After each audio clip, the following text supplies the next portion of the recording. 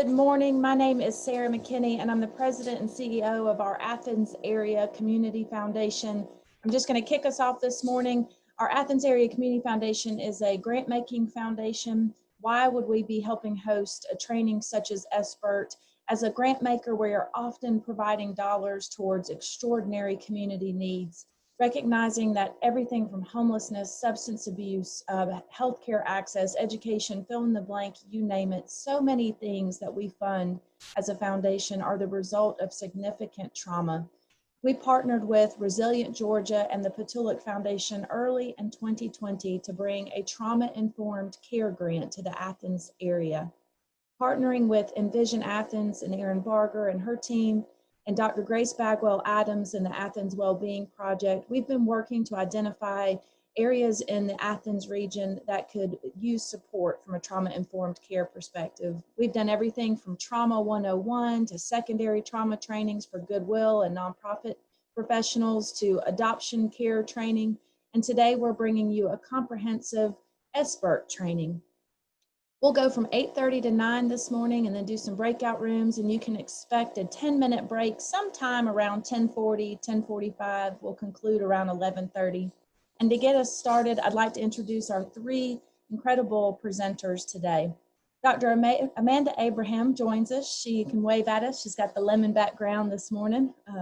Dr. Abraham is an associate professor of health policy at the University of Georgia. She's a principal investigator of the University of Georgia's SBIRT Interprofessional Training Program.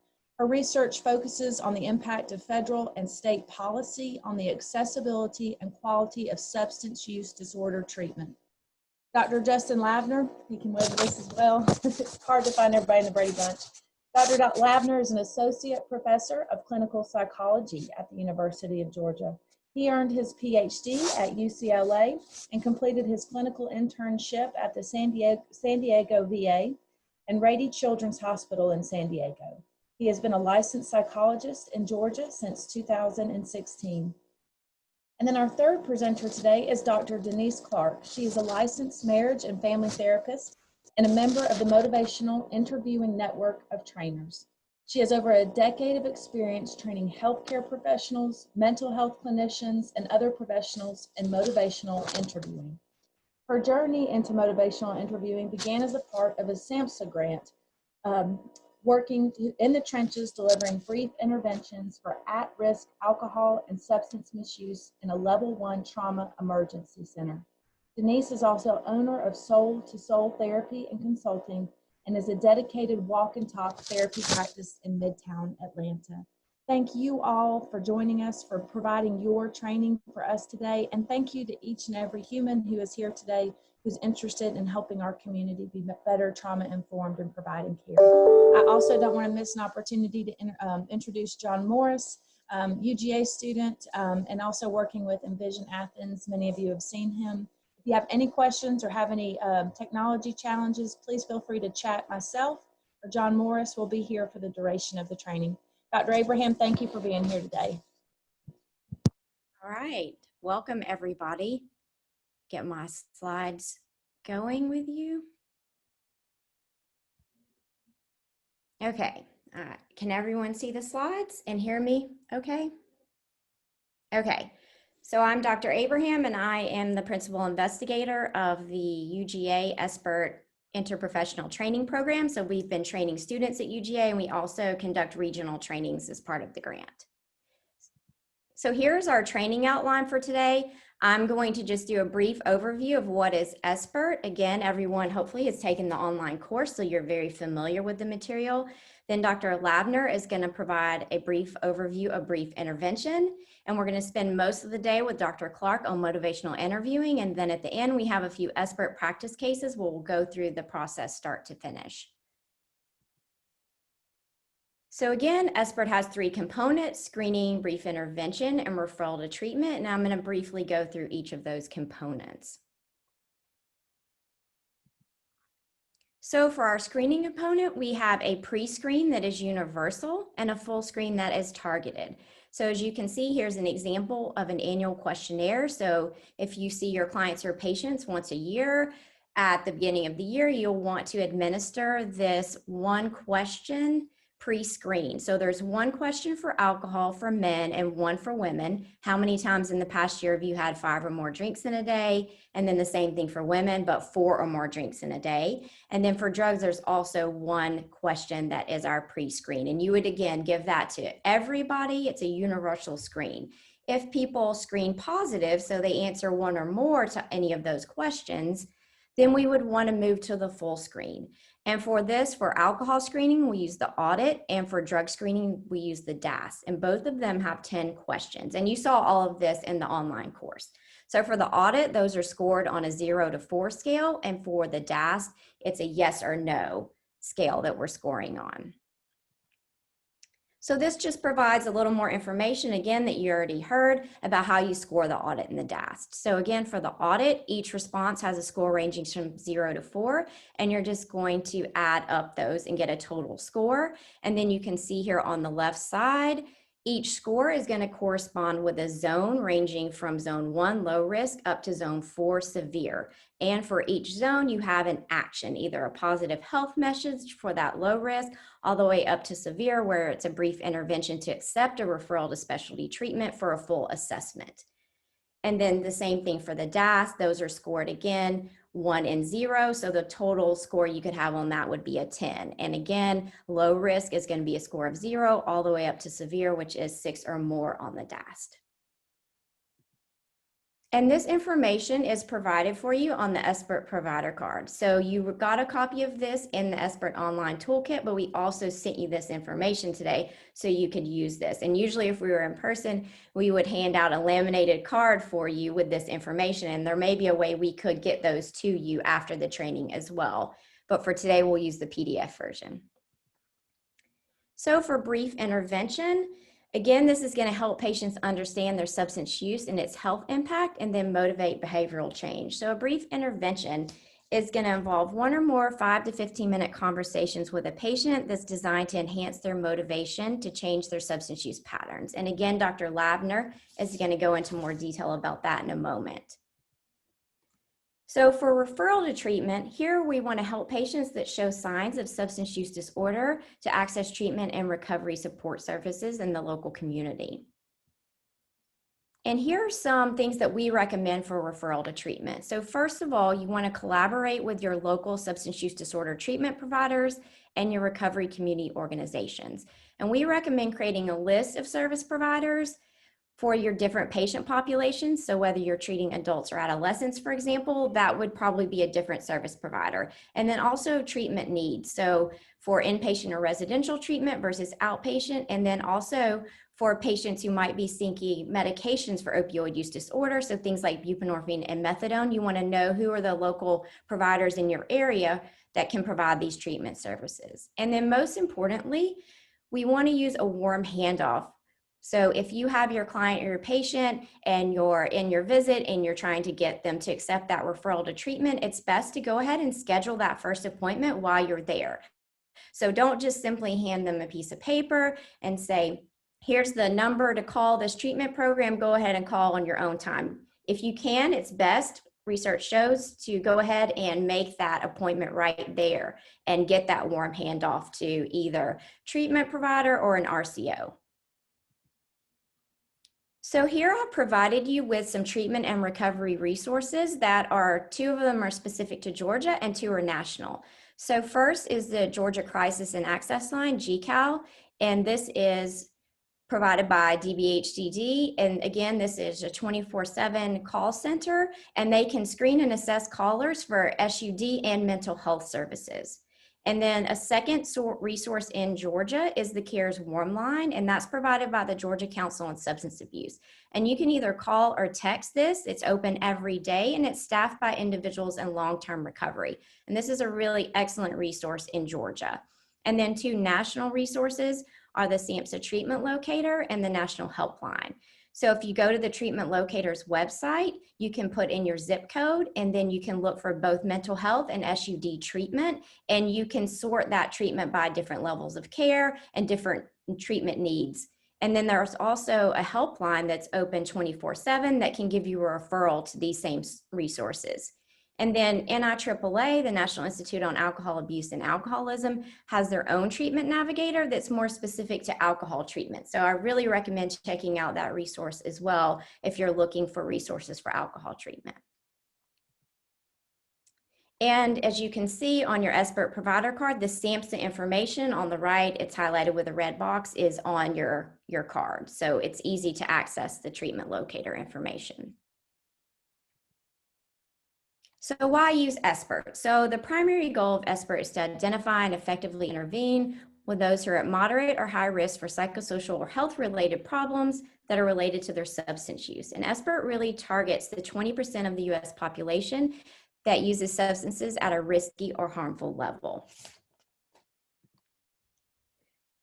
So previously, we really focused on universal prevention strategies to capture people, hopefully before they even used alcohol and drugs. So that was really the focus. You probably remember some of those famous ad campaigns in the 80s and 90s about prevention.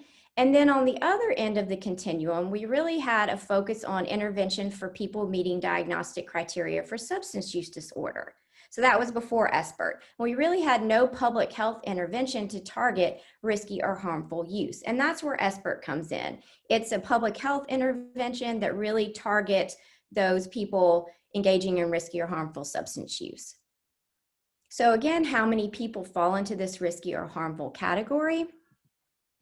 So as you can see here, about 75% of the US population falls in that low risk or no use category in the green. And then at the top of the pyramid, we have the 5% of the US population that falls in substance use disorder or severe use category. Again, people actually meeting diagnostic criteria for SUD. And then in the yellow in the middle, you can see this is where SBIRT is targeting, that 20% of the US population engaging in harmful or risky use. And this again is on your SBIRT provider card. And this is a good tool where you can actually show your patients or clients kind of where they fall in this risk zone pyramid. And then again, the last thing I'll talk about today before I hand it off to Dr. Lavner is what does risky or harmful use mean? So for alcohol, it's very important to define with your patients or clients what is one drink. This picture always makes me laugh, so I like to use that. Get a little laughter into SBIRT training. So one drink is either a 12-ounce can of beer at 5% alcohol, one 5-ounce glass of wine at 12% alcohol, or one shot of hard liquor, 1.5 fluid ounces, or 40% alcohol. And you're probably thinking, you know, there's many people might have, let's say, something like a Long Island iced tea, and it might have 3 or 4 shots of hard liquor, but they're counting that as one drink. So you really have to define this with your patients or clients. What is one drink? So everyone's on the same page. And then again, this is on your SBIRT provider card so that you can actually review this information with your patient or client. And then we do have low risk drinking guidelines, and those are created by the National Institute on Alcohol Abuse and Alcoholism. The important thing here with these low risk drinking guidelines is that we have both daily limits and weekly limits. So it's not an or situation, it's an and situation. For men, it's no more than 4 drinks on a day and no more than 14 total in a week. And for women, it's no more than 3 drinks on a day and no more than 7 drinks per week. So you want to stick in those low risk drinking guidelines. And for older adults, men and women over 65, the drinking limits for women apply because as you age, your body composition changes and you can't metabolize alcohol in the same way, among other things. A lot of older adults also take medications that might put them, you know, that they're not supposed to be drinking alcohol with. And again, this information is on your SBIRT provider card as well to keep it handy for you. And then lastly, risky or harmful drug use would be any use of recreational or illicit drugs, including non-medical use of prescription medications. So I've just listed some of these for you here. And again, if your patient or client screens positive on that pre-screen question, then you would give them the DAS to see which zone they actually fall into for risky or harmful drug use. And now I'm going to turn over to Justin, and he's going to briefly review brief intervention.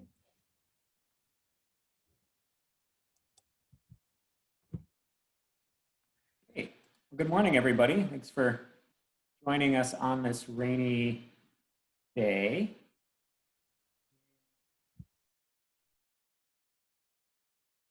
All right, everybody, you see okay? Okay, so as Dr. Abraham said, I'm going to briefly review brief intervention, and this is really kind of laying the groundwork. So again, some of this stuff, a lot of this was in your online training, and then later today, we're going to be doing some role plays and practice. And so here what I'm going to do is really just kind of briefly review the steps of the brief intervention. And then Dr. Clark is going to give a presentation on motivational interviewing. And as you'll see, motivational interviewing really underlies kind of the spirit of the brief intervention. And so that's why we really wanted to dive deep there, but wanted to give you a general framework as a reminder before doing so. So again, we have the steps of SBIRT. So we have screening, where you're quickly assessing a patient's level of substance use risk, identifying patients who would benefit from a brief intervention. The brief intervention itself helps patients increase awareness of their substance use and related health risk and motivate behavior change. And then finally, referral to treatment helps patients showing signs of a substance use disorder access specialty care. So the brief intervention is a motivational, awareness-raising, shared agenda-setting conversation with patients whose substance use puts them at risk and potentially creates problems with their health and wellness. So there's several kind of parts in this definition that I want to kind of highlight for you. So the first part is just the word motivational. So here, again, that this is really this idea that you are trying to increase their own motivation for doing it. And again, that's the spirit underlying what we're doing.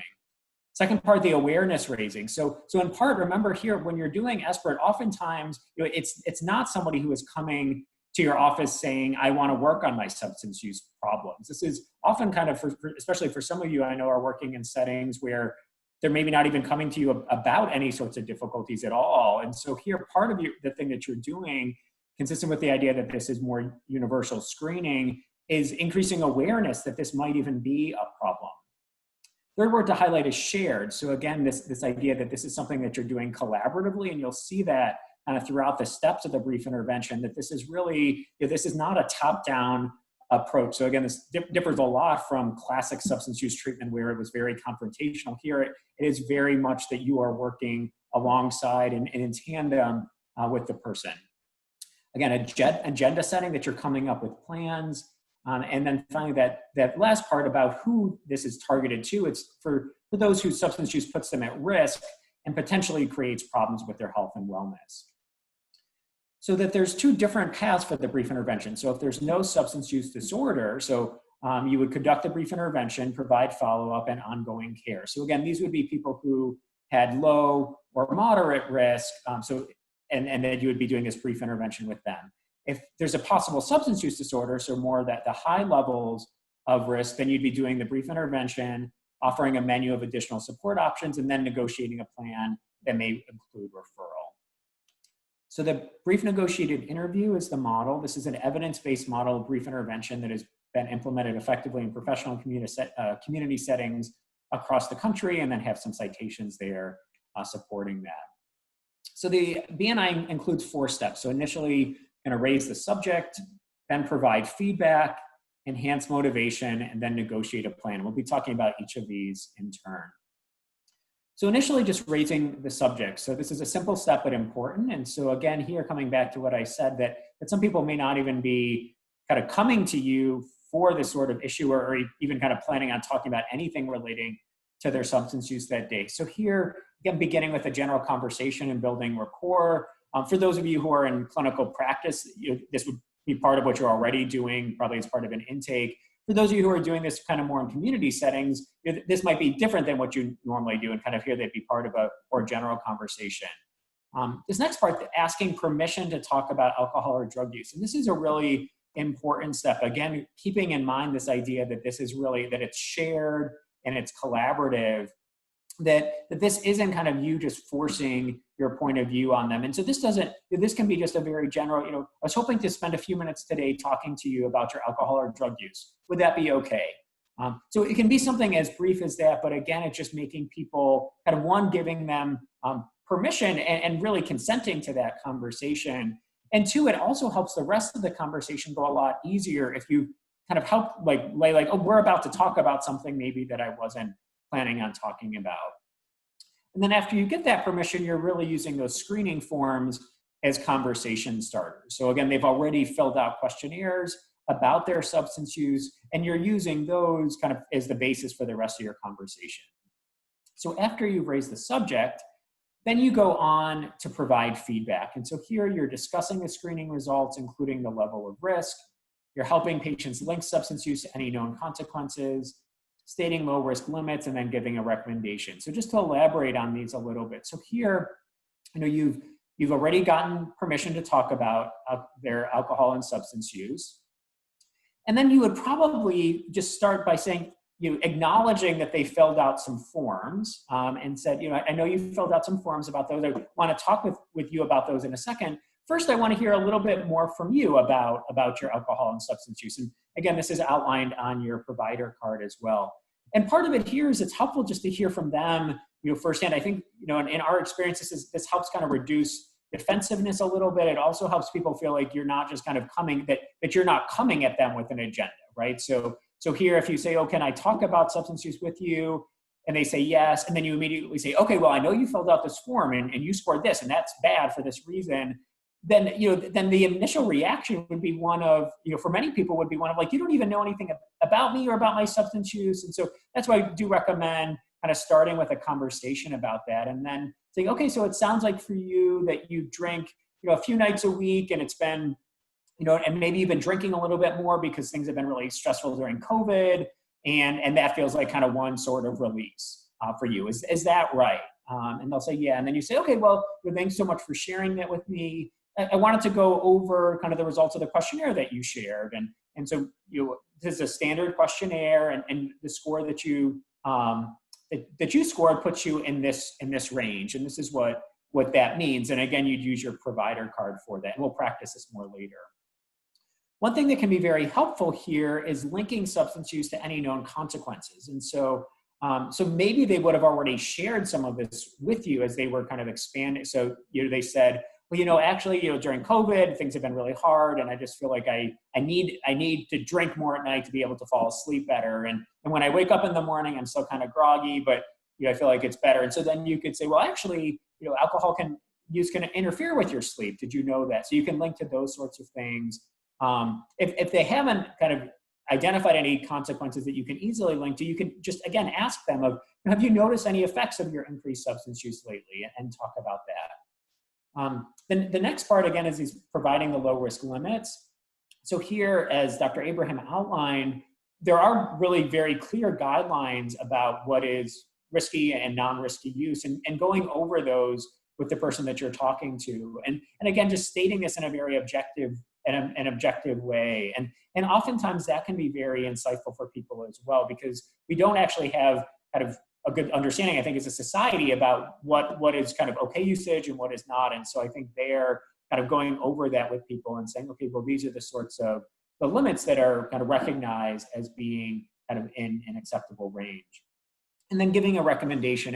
And here, I think this can be one that can be sometimes a little bit difficult depending on your disciplinary background or the setting, but here more, I think it doesn't have to be a super prescriptive recommendation, but can be more, it seems like maybe reducing your substance use would be helpful. Is that something that would be okay for us to talk about now? And so it doesn't have to be, I think you should cut down your alcohol use to this many drinks a day and this many times per week, but more about, okay, well, what do you like, this general recommendation about decreasing usage.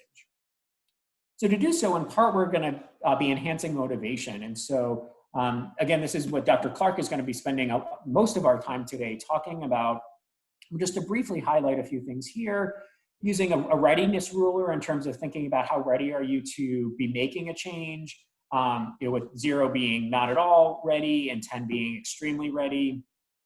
And here, as long as somebody's giving a score probably of 2 or 3 or higher, you again want to be approaching this in a way of really enhancing motivation. So if somebody says, I'm a 3, and you might initially think, well, a 3 is not that high.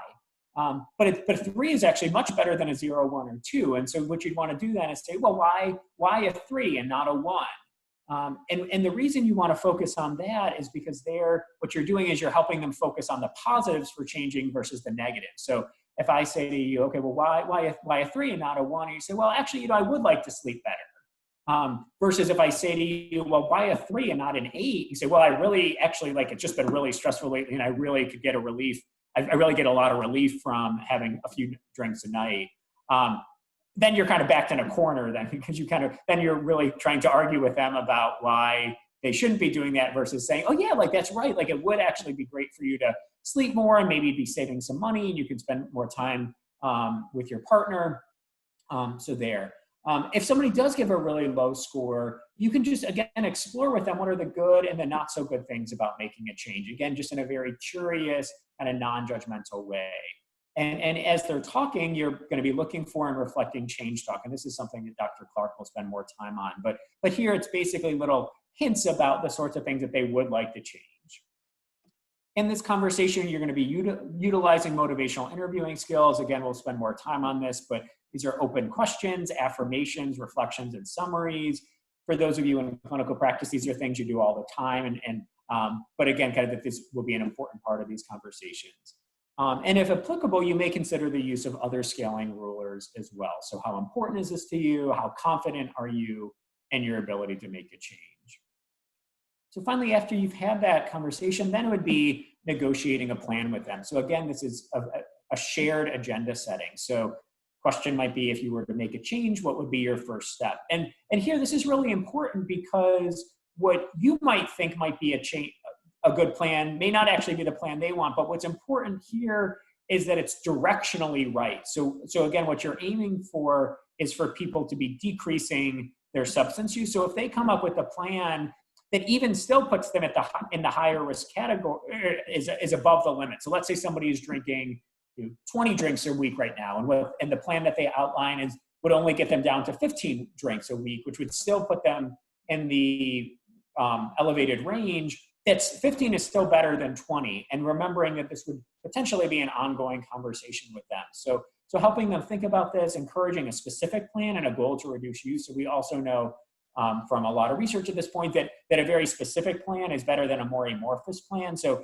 it's better to kind of come up with a plan of, okay, well, maybe during the week you'll have 2 drinks per night, and on weekends maybe you'd have 3, versus just saying, okay, well, I'm going to reduce my usage, because then it's not exactly clear what that means.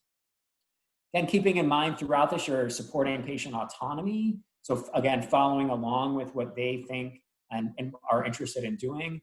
And again, coming out of this being really affirming. So saying, that's really great. And, I'm happy to hear that you want to reduce your use, and I'm going to look forward to hearing how that goes the next time I see you. And that leads very neatly into the scheduling a follow-up with them. So, when the next time you discuss that would be. So that, again, that was just a brief kind of summary of the BNI. So the 4 steps here. Again, this is outlined on your provider card. And as Dr. Clark is about to transition away from me, we'll go over the motivational interviewing skills, underline your general approach here. So with that, we'll go ahead and transition over to her.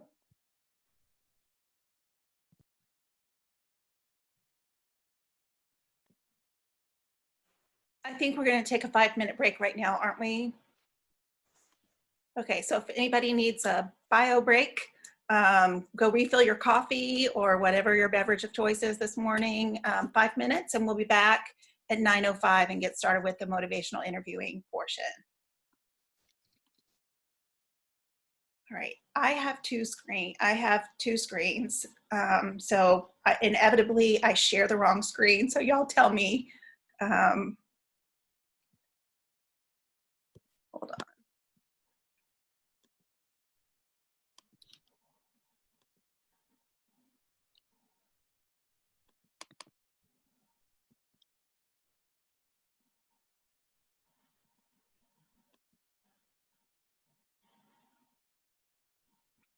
Which screen are you seeing? Are you seeing just the full screen of my slide, or? Presenter view. Okay. Did that make sense? It did. Okay.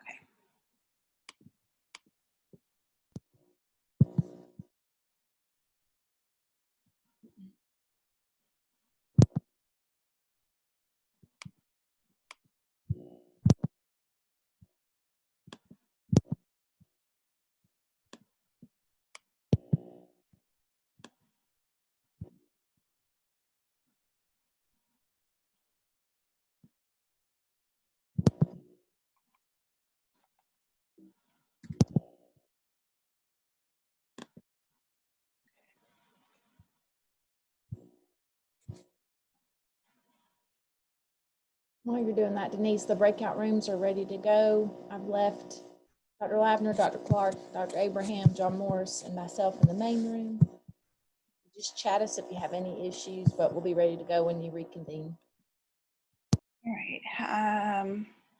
Speaking of chat, where is my chat?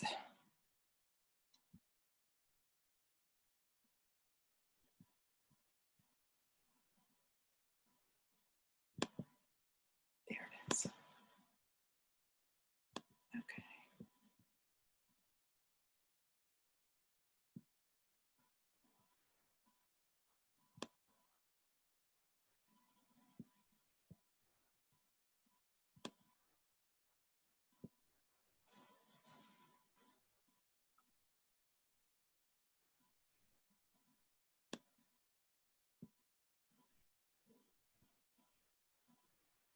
I need about 4 screens.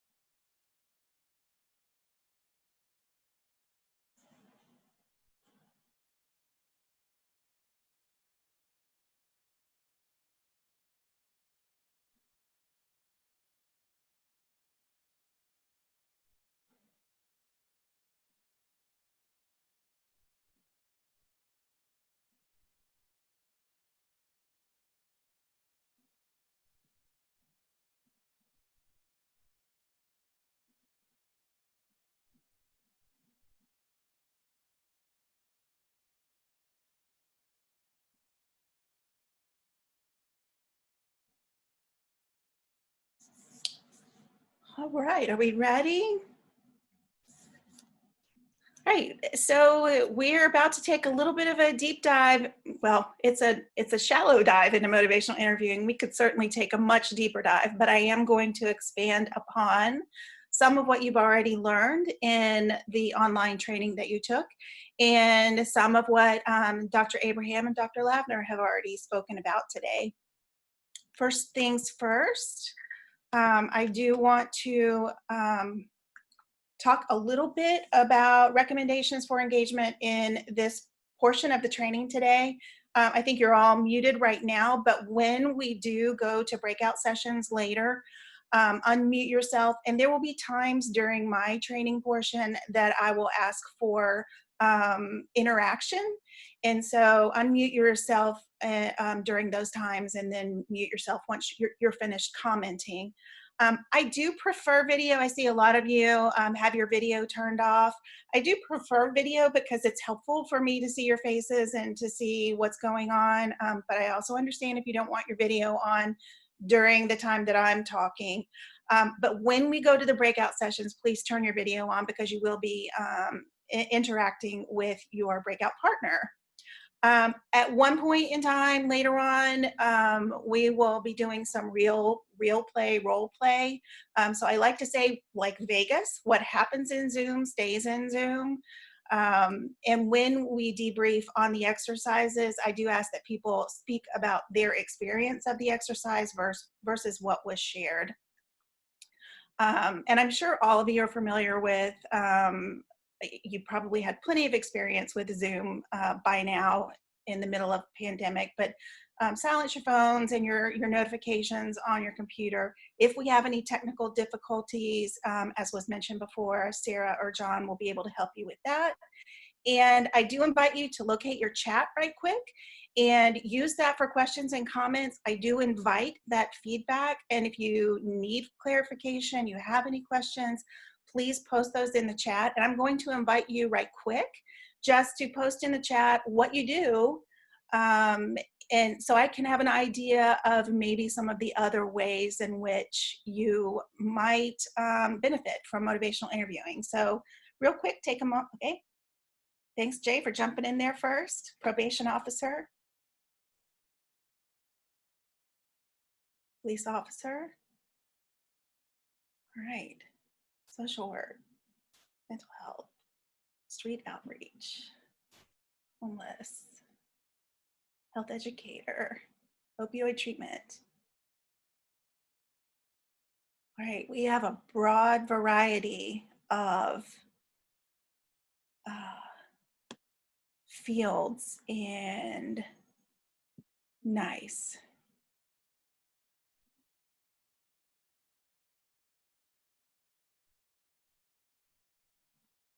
All right. Thank you all. Thank you all for sharing that. So ER, everything from police officers, probation, mental health, healthcare, homeless, recovery. Awesome. So as I am talking about motivational interviewing in the context of SBIRT, I also want to invite you to think about the ways in which motivational interviewing might fit in with other issues that you address in your day-to-day work.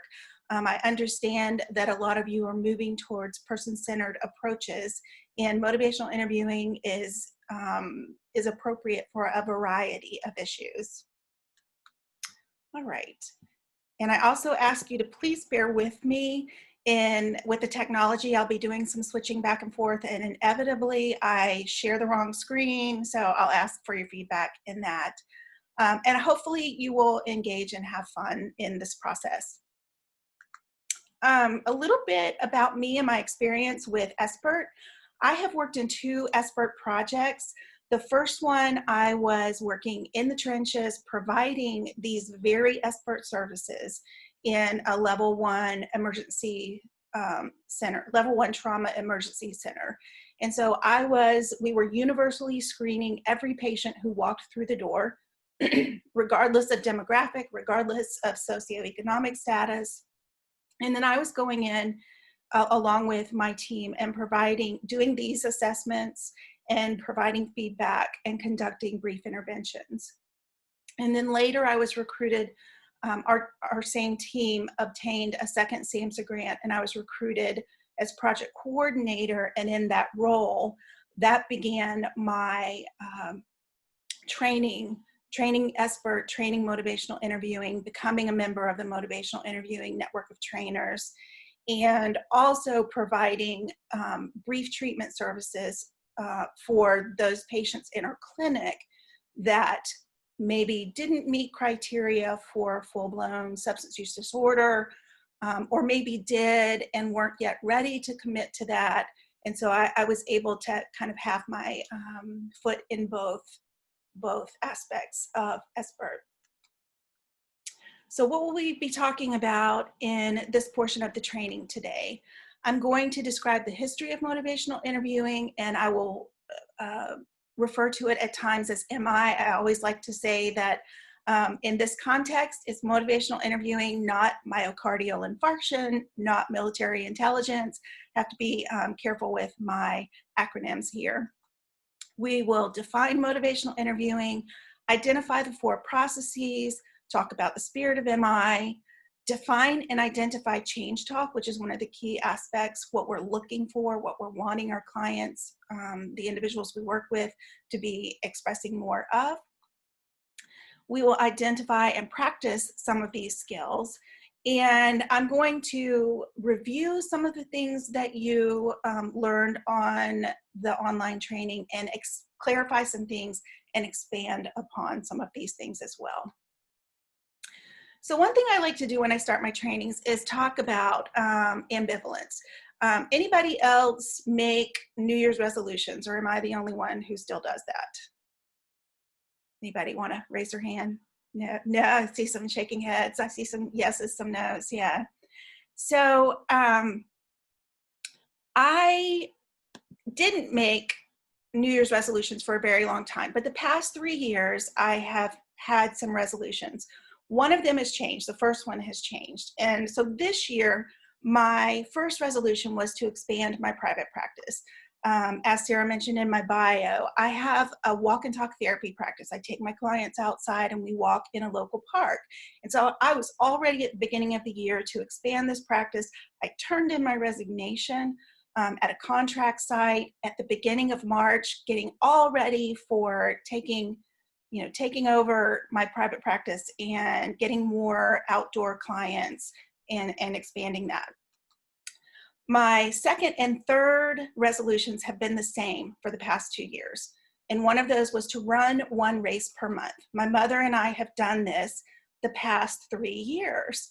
We sign up for and go run a race together. So that keeps me accountable. It keeps me active in addition to my walk and talk practice. And I also get to spend time with my mom. And then my third resolution for the past 3 years, you can see how well I've done with this one, is to get down to the weight that I told the DMV that I weigh. Well, this year, coronavirus happened, and I have struggled with my resolutions. So my practice came indoors. I was doing all of my sessions online for a period of time. The races that my mom and I had signed up for were canceled. The gym inside my condo building was closed. And so I have not had success with some of my resolutions due to circumstances beyond my control and due to some of my own ambivalence. When it was safe to go back outside here in the city, everyone decided that the park was where they wanted to be. So it really wasn't as safe. It didn't feel as safe because we weren't able to necessarily practice social distancing. And one of the maladaptive ways that I deal with my stress is comfort eating. So combining sitting in front of the computer, doing my client sessions, not getting out to walk with my clients, not getting out and exercising as frequently as I should have, and comfort eating. Obviously, I didn't meet my third resolution. So why is this important? What we want to realize is ambivalence is normal. Ambivalence is feeling 2 ways about something. Maybe our personal motivation is not there to where we are ready to actually make a change, or maybe our circumstances are limiting us from making a change. I've had people, when I talk about my resolutions and not having met them, in one training, one person said, "Sounds like you're making excuses to me." Yes, I am making excuses. I'm vocalizing my ambivalence and vocalizing my sustained talk. And it's all intertwined. So I do like to point out that we all have ambivalence. So I'm going to ask you to consider right now a change that you know, if you made that change, that you would feel better mentally, physically, emotionally. Maybe you'd be better off financially, career-wise, in your relationship. And yet, for whatever reason, you have not yet made that change. Now, I'm not going to ask you what that change is. You can keep that to yourself. But I am going to ask you, how long have you thought about making this change and not done anything about it? Or maybe you have made it, but there was a period of time that you thought about it without making it. And just drop that in the chat right quick. How long have you thought about making this change that you would be better off, feel better? Okay, 3 to 6 months, years, 1 year, okay? Seeing lots of years. Yeah, so the point here is we all have things about which we are ambivalent.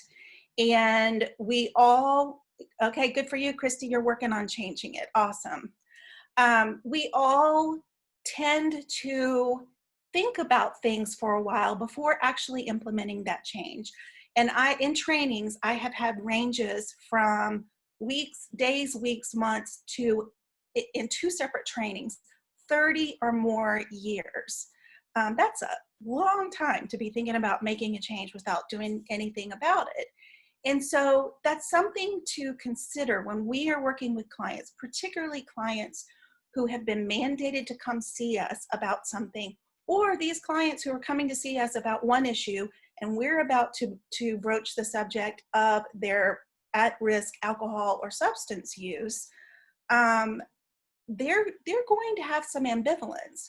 And so when we are dealing with our own ambivalence, and we are seeking compassion and empathy and understanding, consider that as well when we are working with our clients.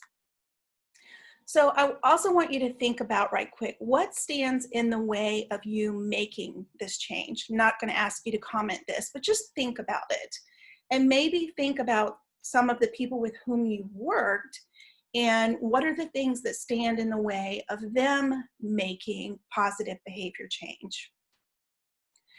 And consider that these are going to be unique to each individual. There may be several of us out here who have goal weights or fitness goals, and yet the things that stand in the way of us reaching those goals will be unique to each of us.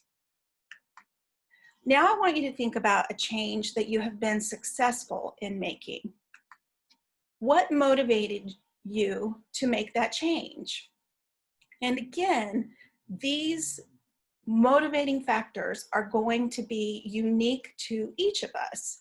Some of us, it's going to be we want to be in a better financial situation. Some of us, our health is going to motivate us towards certain things.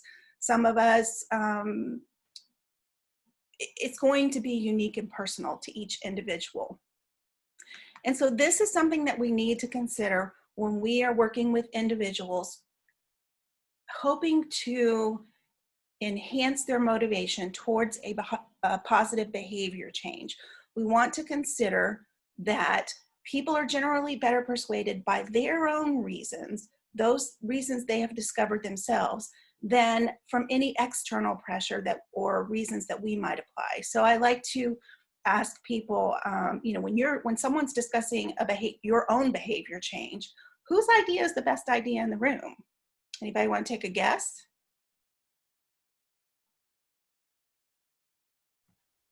The clients. Absolutely, absolutely. So if it's my change, my idea is the best in the room. If it's my client's change, their ideas are the best in the room. Yes, client is expert on self, absolutely. So what do we know so far? Everyone has ambivalence in different aspects of their lives. Everyone has had some success in making change at some point. It may take some time, and we may be ambivalent for a while. We may need to line some things up. We may need to secure some resources. We may need to address some barriers. We're all going to be at different places along that change continuum. And each of us are going to have different motivating factors. So as we are talking with our clients, that's what we're wanting to tap into. What's important to them? What do they value? What are their goals? And what specific things motivate them? So let's talk a little bit about the history of motivational interviewing. These two gentlemen here, the top photo is Dr. William Miller, Dr. Bill Miller, and the bottom photo is Dr. Stephen Rolnick. Both of these photos are from a long time ago. Dr. Miller is a Rogerian trained psychologist. What does that mean? He was trained in the work of Carl Rogers. Carl Rogers is very client-centered. And so Dr. Miller, many, many years ago, actually many decades ago, back in the 80s, had gone to Norway and was working with incarcerated individuals who had alcohol and substance use disorders. And he worked with them for a number of weeks. And when he got ready to leave and come back to the States, the staff at the facility said, whoa, wait a minute. What in the world did you do with these clients? You elicited more change from them in these few weeks that you worked with them than we have in years of work. And so Dr. Miller came back and wrote up his approach. And it was a client-centered Rogerian approach with a twist. In the training that you did online, they talked about the guiding style of communication. And so Dr. Miller had added rather than purely client-centered and letting the client guide, there was a little bit of clinician guiding, but definitely client-centered. Dr. Rolnick read Dr. Miller's work, and I don't know if they met or if he just reached out by phone, but asked Dr. Miller, when are you going to write a book? And Dr. Miller said, I had no intention of writing a book. And Dr. Rolnick said, we're going to write a book. So early 90s, they published the first edition of Motivational Interviewing, and it was seated in addictions, substance use. And then over time, Dr. Rolnick's experience has a lot of experience in the medical field. And so the second edition in 2002 or 2003 broadened motivational interviewing's use into the medical field and other fields. And then finally in 2013, we have the most recent edition, Motivational Interviewing, the third edition, helping people change. And this particular version is really grounded in the research to date. At the point in time it was published, there were, I believe, 500 or more clinical studies utilizing motivational interviewing across a broad range of fields, including justice and education, social work, as well as addictions and medical. And so this is the material that I will be presenting today. Some of the things that we've learned over time, why it works, and the structure of motivational interviewing based on the research. So how can we define motivational interviewing? It is client-centered. It is focused on the individual in front of us, their goals, their values, what's important to them. We are adding a directive component. We are guiding the conversation. But the purpose of that is to enhance our clients' intrinsic motivation, their personal reasons for wanting to make a change, tying those to what's important to them, their goals, their values. And then we move towards positive change by exploring and resolving their ambivalence. We identify that ambivalence, we normalize it, and then we help them talk about it in such a way so as they will be arguing for change and coming up with their own reasons for change. And as Pryor said, research shows commitment to your solution is higher than the commitment to someone else's solution. So yes, keeping in mind whose idea is the best idea in the room, our clients' ideas. That's what we're wanting to tap into and elicit. So motivational interviewing assumes that motivation is fluid and can be influenced. People don't have to hit rock bottom. We take what clients bring us wherever they are in the process, and we work with that. And we do that in the context of relationship. We build that trust and rapport in that client encounter, and we get our clients talking.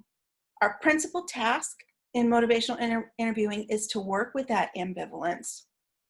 And ideally, the goal is to influence change in the direction of health and well-being. And within the context of SBIRT, that what we're hopefully wanting to achieve is moving our clients in the direction of risk reduction, lowering their risk related to alcohol and substance use. And if important, if the client identifies this as a change, helping influence them to connect them with the services that they might need if they're in those higher levels of risk.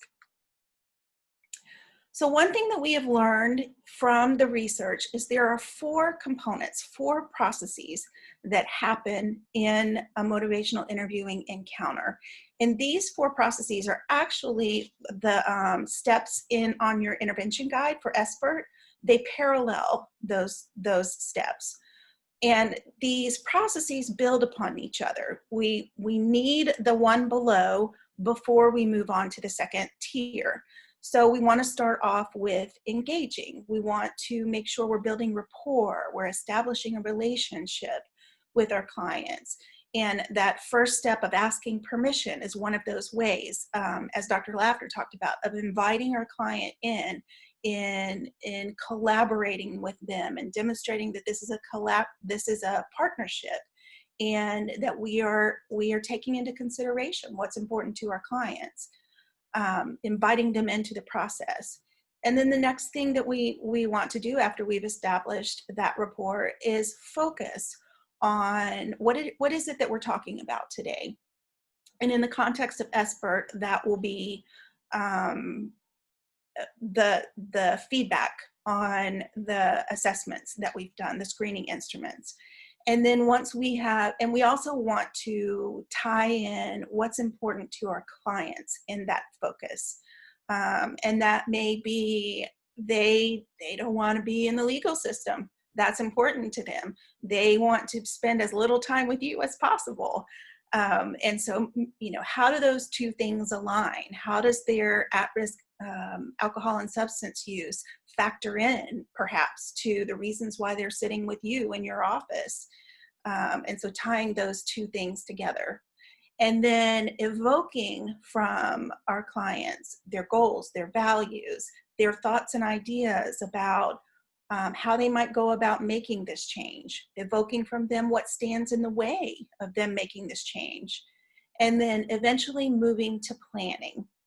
And so these steps build upon each other. We start with engaging, we move to focusing, we evoke, and then ideally we move to a plan.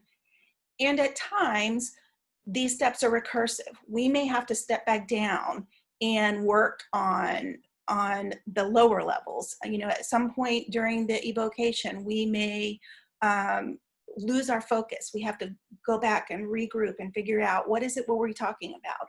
Or we may have to go back and re-engage from session to session, or maybe somewhere in the middle of a session, we realize that we've lost that rapport and we have to step back down and then build back up. And then eventually we get to the planning stage. So the 4 processes give us the structure of a motivational interviewing encounter. But another thing that's important is that we're going to learn some techniques. The online training gave you some. We're going to elaborate on those some more. It's important to remember that it's not just applying the techniques, but it's a way of being with our clients. And this way of being is what we call the spirit of MI, the spirit of motivational interviewing. So what exactly is the spirit of MI? Motivational interviewing is heavy in acronyms, and I'm about to give you the first one. So the spirit of MI can be known by the acronym either PACE or CAPE. So you can think about it in terms of we're going at the client's pace, or you can think about it in terms of I'm putting on my superhero helper cape. So the P stands for partnership. We're partnering with our clients. We're in this together. A stands for acceptance. We're accepting what our clients bring to us and allowing for their autonomy. The C stands for compassion, and the E stands for evocation. So let's talk about each of these components a little more. And again, I also invite you at any point in time to post in the chat any questions that you have or need for clarification. So the partnership, the P, partnership, is collaboration, not confrontation. As Dr. Lavner mentioned, in the past, we've approached alcohol and substance use particularly in the addictions field, with confrontation. People need to hear how bad this is. They need to be backed into a corner. And yet what we've discovered is the harder we push on someone, the more likely they are to engage in that not so good behavior. And so what we want to do is invite our clients in as experts in their own lives and tap into that and help them realize that we are sharing in their power, that we are recognizing their expertise in their own lives, and we're encouraging them to be active participants. The A, acceptance and autonomy, not authority. Yes, we are experts, and we do hold authority over our clients in many circumstances. However, what we want to recognize and we want to help communicate to our clients and help them realize is they have the autonomy to choose their behaviors, and the outcomes are going to be dependent upon what they choose. We have a limited amount of time with our clients in our consults with them, and the work of the change is done outside of our offices. And so we want to help to communicate to this, and we want to accept our clients, who they are, what they bring to us, where they are in the process, and emphasize that they have control, they have choice, and believe that and respect that our clients can make informed choices that will help them decide what they want to do towards change.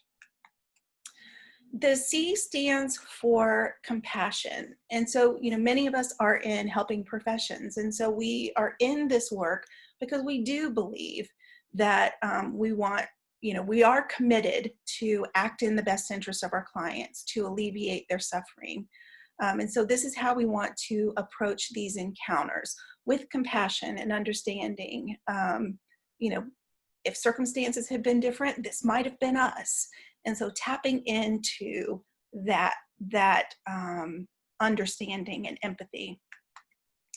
And then finally, the SBIRT encompasses evocation, not education. That's not to say that we're never going to educate our clients. Absolutely, there will be there's a need for that at times, and part of the SBIRT model, providing feedback, connecting maybe what's going on with them with some of the consequences, that's the education component. But there's a way to do that. And first, we want to tap into what do our clients already know, and also tap into their perceptions, their experiences, what's important to them, and evoke from them their ideas about why this is important. We may be presenting health consequences, and that may be of no concern to them. They're more concerned about maybe they're going to lose their job, maybe they're at risk of losing their home or their children. And so those are the things we want to evoke. And how do we do this? We do this by asking key open-ended questions. All right, comment prior. Struggle is accepting and respecting they can make bad decisions. Yes, absolutely. Yes, and I like to say that when people aren't successful in the plan, it's not failure, it's information. And so when they come back to us and things didn't go as planned, we get to explore that a little more. And when we accept that, yeah, this was hard and this didn't work out like you planned, what stood in the way? How can we look at this differently? What might we try differently? And so it's a process. Thank you for that comment. So where all of these things come together, the partnering, the acceptance and autonomy, the compassion and evocation, that's what we call the spirit of MI. So we have the processes, which give us a framework for an MI encounter, and then the spirit gives us the essence of the encounter. So let's watch a video of a physician-patient encounter. I will let you know that it's staged. It's not real. If you're squeamish in medical scenarios, you might not want to watch, but definitely listen. And hopefully I'll share the right screen here.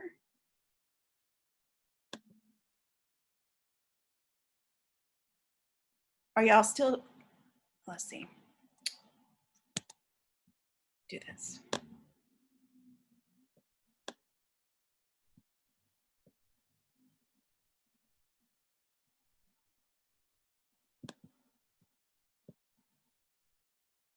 Are y'all seeing my YouTube video screen?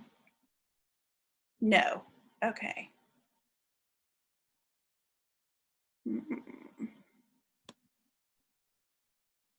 If I move it over here, are you seeing it? No? Slide with the link.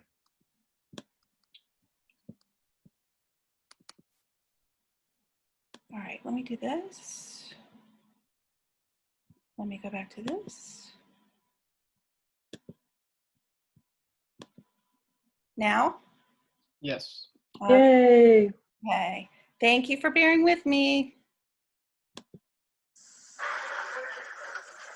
You had a serious car crash. You're lucky you didn't kill yourself or somebody else.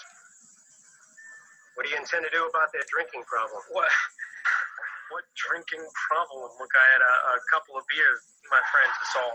Your alcohol level was 190. Clearly you had more than a few beers. Now, how much do you really drink each day? Look, I had a few beers with some friends of mine after work. What's the big deal? Everybody does. I mean, I work hard, and having a couple of beers helps me relax after a hard day. Just this time I got a little careless. That's all. Just so let's not make a big deal out of nothing. Just finish sewing me up so I can get out of here. Look, I'm an ER doc, and I think I know when somebody's an alcoholic, and I think you have a serious drinking problem. You better straighten it out. Now, you can get out of here as soon as I stitch you up, but in the future, do not drink and drive. Have some sense, huh? I mean, next time you might not be so lucky.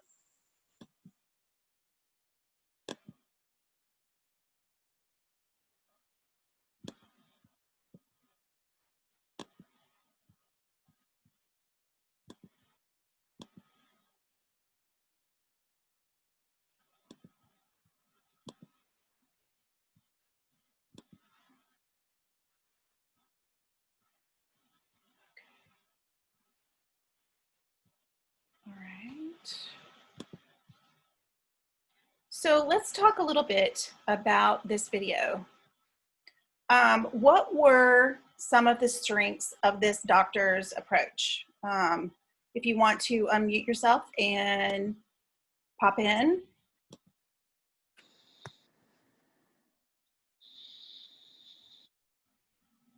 I guess one of the strengths could be that he recognized that there was an issue that he should ask about. Absolutely. He zoned in on the issue at hand. Yes. What else?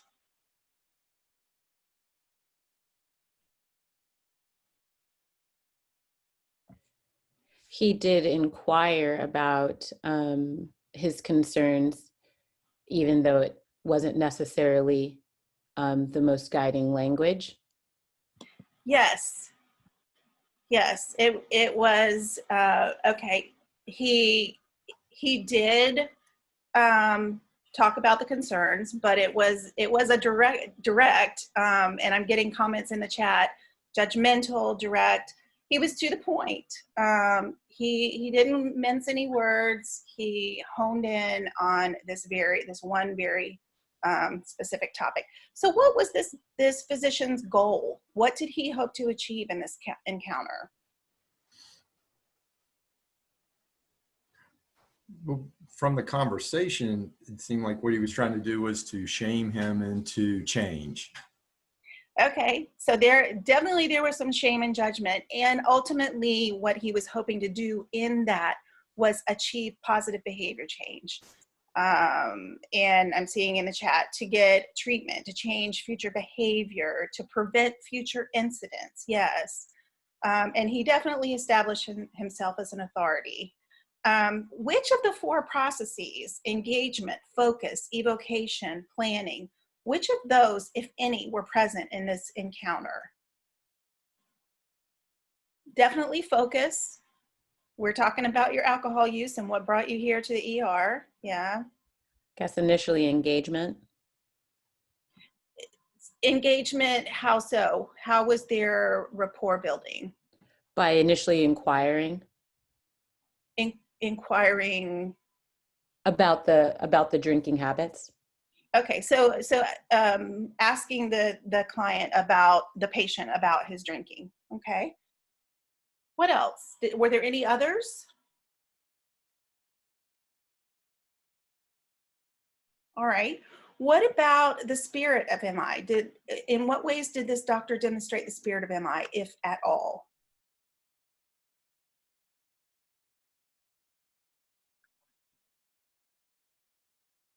I don't think that he demonstrated the spirit of MI because he was talking at the patient and not talking to the patient. So the patient didn't have a chance to actually give him an answer.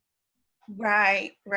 So it was lacking in collaboration and engagement, and there was a good bit of judgment. He didn't invite the patient in fully to be a partner in the discussion about it. Was, I'm the authority, I know what's best for you, this is what you need to do. Literally wagging his finger in the patient's face. Yeah. So based on this encounter, how willing do you think that this patient will be to change his drinking or reduce his risk as a result of this conversation? 0, not at all, to 10, very willing. And you can drop your number. Okay, 0, not very, 0 to 1, 2. All right. So probably not incredibly willing to make any kind of change based on this interview. So let's watch, same patient, different physician, a slightly different approach. Bear with me while I go back and forth. Oh no.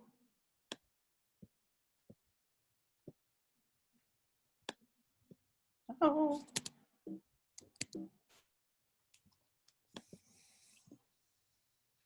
Exit.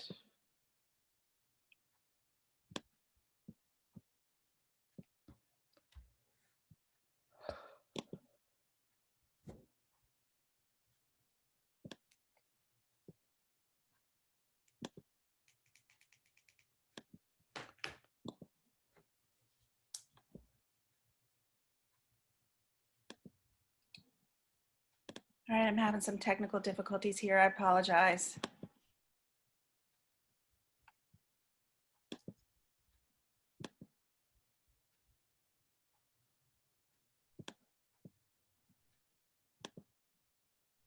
Okay, are you seeing the video screen?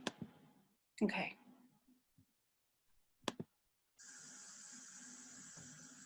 Okay, Joe, let's see what we got here. You had a pretty bad crash. Do you remember what happened? Not really. I remember leaving the bar. The rest is pretty much a blur. So you're unable to remember your injury because of being in the bar. Yeah, I guess so. Sounds kind of frightening. Would you mind if we spent a few minutes talking about your drinking? My drinking. What about it? Well, help me understand what drinking does for you.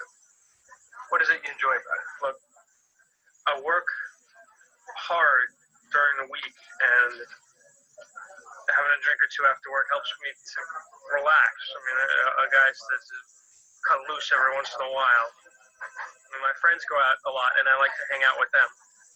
So it's a way of relaxing and enjoying being with your friends. Yeah. Well, I can understand that. Everybody needs to unwind. Now, are there any things that are not so good about your drinking? Not really. I mean, I have trouble getting up some mornings. I can't think straight for most of the morning some days. It must make work more difficult. Yeah, I mean, the day starts out kind of hard, but I just, stick it out. Try to push a little harder. Sounds tough. Are there any other drawbacks to drinking?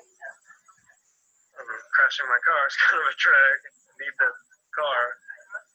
And having to get sewed up like this isn't too much fun. No, I imagine not. But we're just about finished here. And that should do it. So, on the one hand, drinking is a way for you to relax and enjoy doing it with your friends.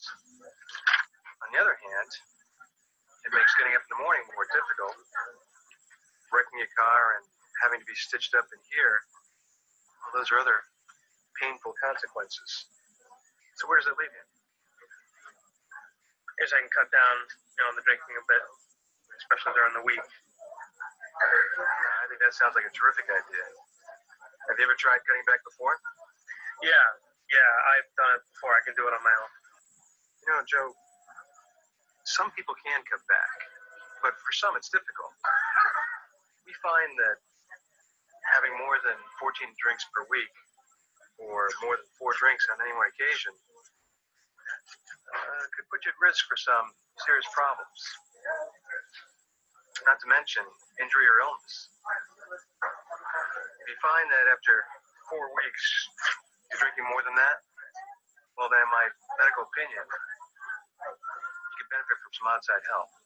And I'd be glad to give you the names and numbers of people who you can speak to. So now, about your drinking and driving.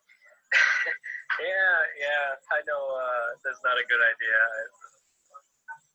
I'll find somebody else to drive. I suppose I can take the bus. That sounds like a great plan.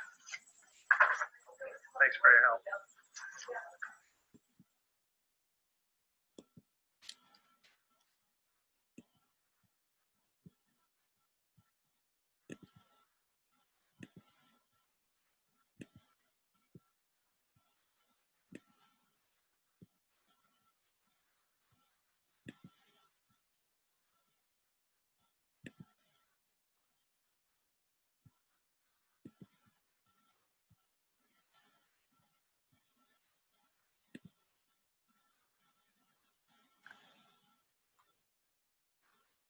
Okay, so same patient, different doctor, a little bit different approach.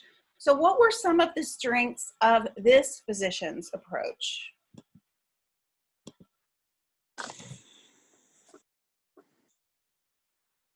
Okay, so I've already got some comments. Doctor is doing a great job with reflective listening, absolutely. Much easier to answer those questions this time around. The doctor was caring. Yeah, he built rapport. He was non-judgmental. Was using active listening. Absolutely. Asked for permission to discuss. Yes. Let Joe tell his story. Asked before he began. Validated patient's concern. Summarized. Reflected. Unintimidating education. Yes. Compassionate. Okay, didn't force but guided. Yes, all of those things. What was this doctor's goal in this encounter?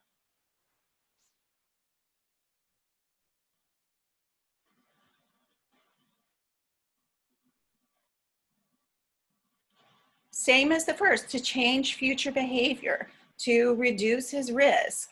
Yes, calming demeanor, behavior change. Yes, prior, use silence and let patient process and answer.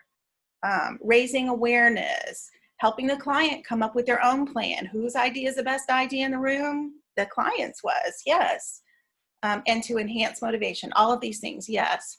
So which of the 4 processes were present in this encounter, if any? What did you see?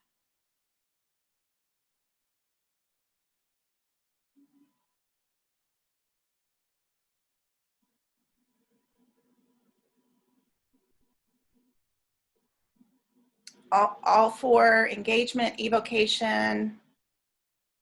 Yes, all of them. So he engaged by asking permission. He asked, what are some of the good things about your alcohol use? Everybody needs to unwind. That's part of that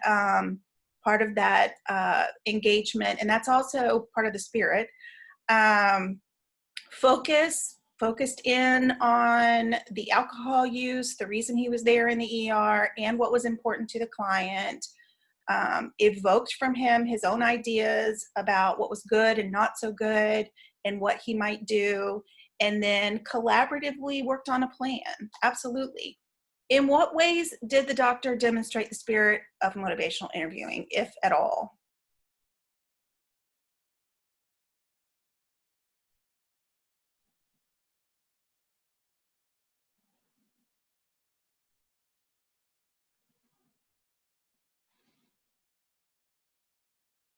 Anybody?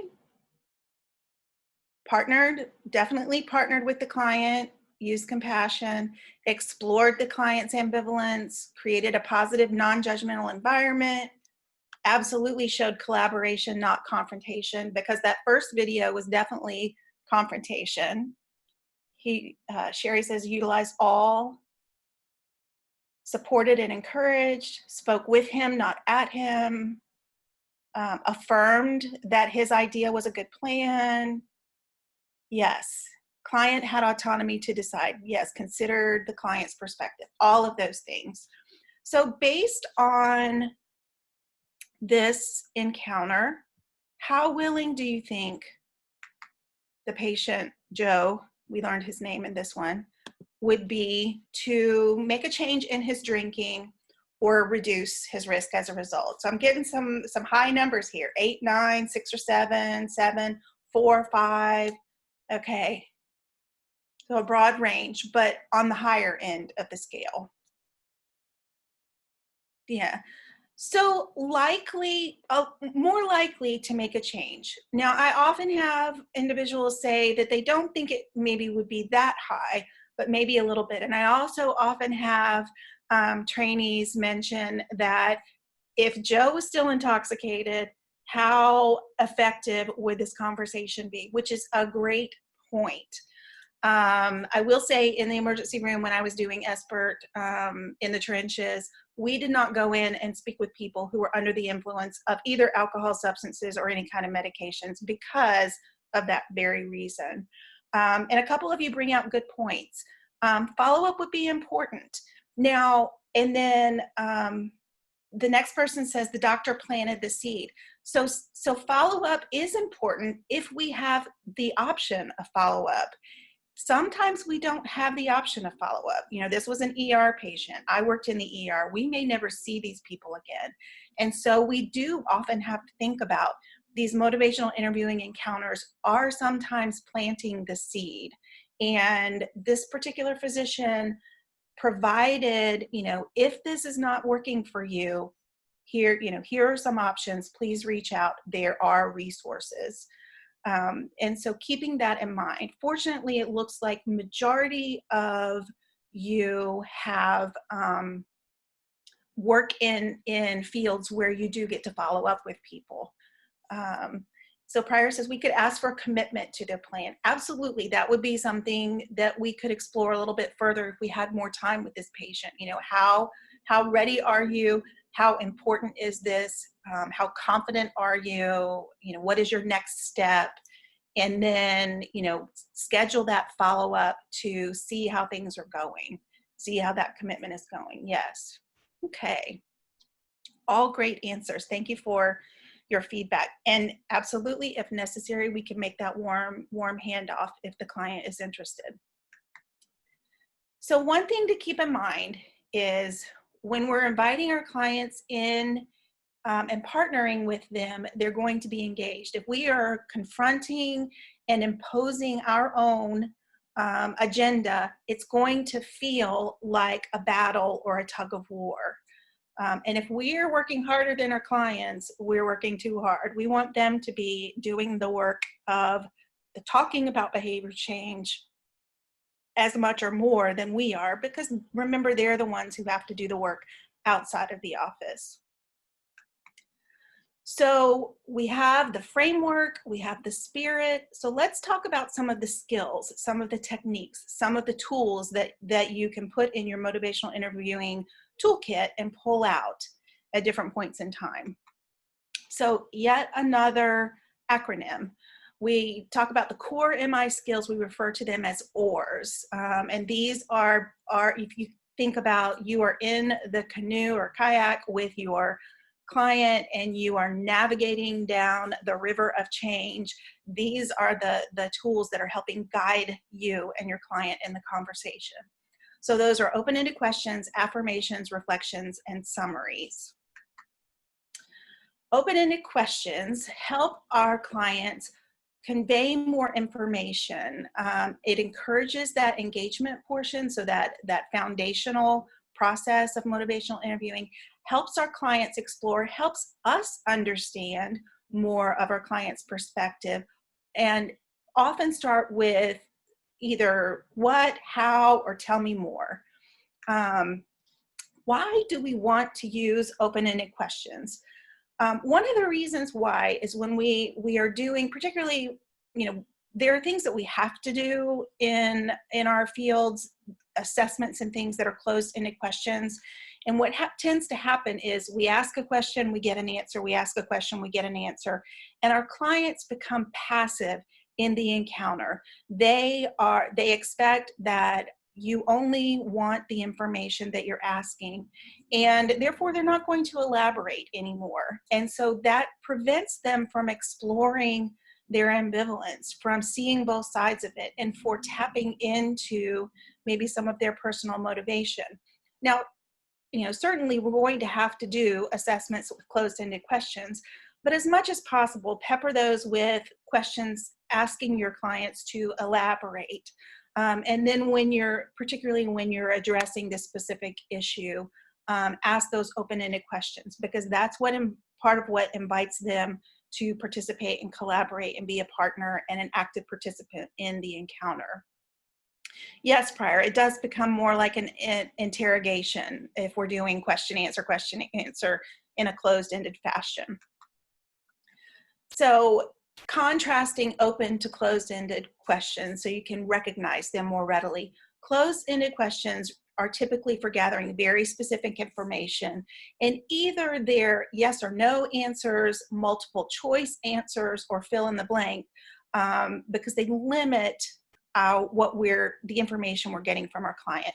And it conveys the impression that the agenda is ours and not our client's. Remember, we want the agenda to be shared in a motivational interviewing encounter. So let's practice a little bit of turning closed-ended questions into open-ended questions so we can get a feel for how to go about doing this. So here's a closed-ended question. So you're here because you're concerned about alcohol, correct? That's going to likely solicit a yes or no. No, I'm not concerned, or yes, that's why I'm here. So how can we rephrase this question to open it up? You can type it in the chat. What brings you here today? Tell me a little bit more. Yes, yes. All right, what about this one? Do you feel depressed or anxious? How can we open that up? Great point, Prior. Closed-ended question gets the sentence. Open-ended question gets the paragraph. Nice. Okay, what are your feelings today? How are you feeling? Yeah. All right, what about this one? How many children do you have? How can we open that up?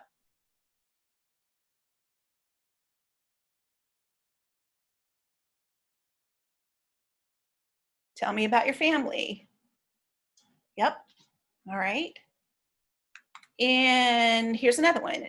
Don't you think quitting would be a good idea? You're going to say, yeah or no. So how can we open this question up?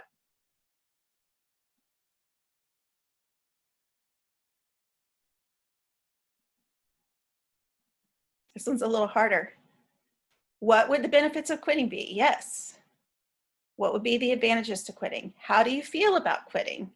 How do you feel about making a change? I'm interested in your ideas around quitting. Yeah, all of these. Great. All right. Have you tried cutting back? Would likely solicit a yes or a no. How can we open this question up?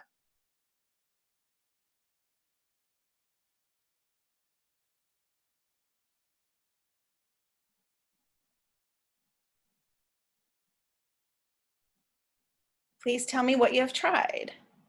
What would cutting back look like for you? Tell me about when you tried to cut back. What strategies have you taken? Yes, yes. Y'all are good at this. And one final one. Isn't this important to you? How can we open this up? How could this enhance your life? How important is this to you? How could cutting back help? Yes, yes. All right. Yes, and we could use those scaling questions. On a scale of 0 to 10, how important is this to you? 0, not at all. 10, extremely important. Yeah. All right. Thank y'all for jumping in with me there. All right. So moving on from open-ended questions, the A in ORS is affirmations. This is actually something that was not covered in the online training, or if it wasn't covered in depth. But affirmations are a very important part of motivational interviewing because it helps support our clients as they are exploring these difficult situations. It helps enhance their motivation.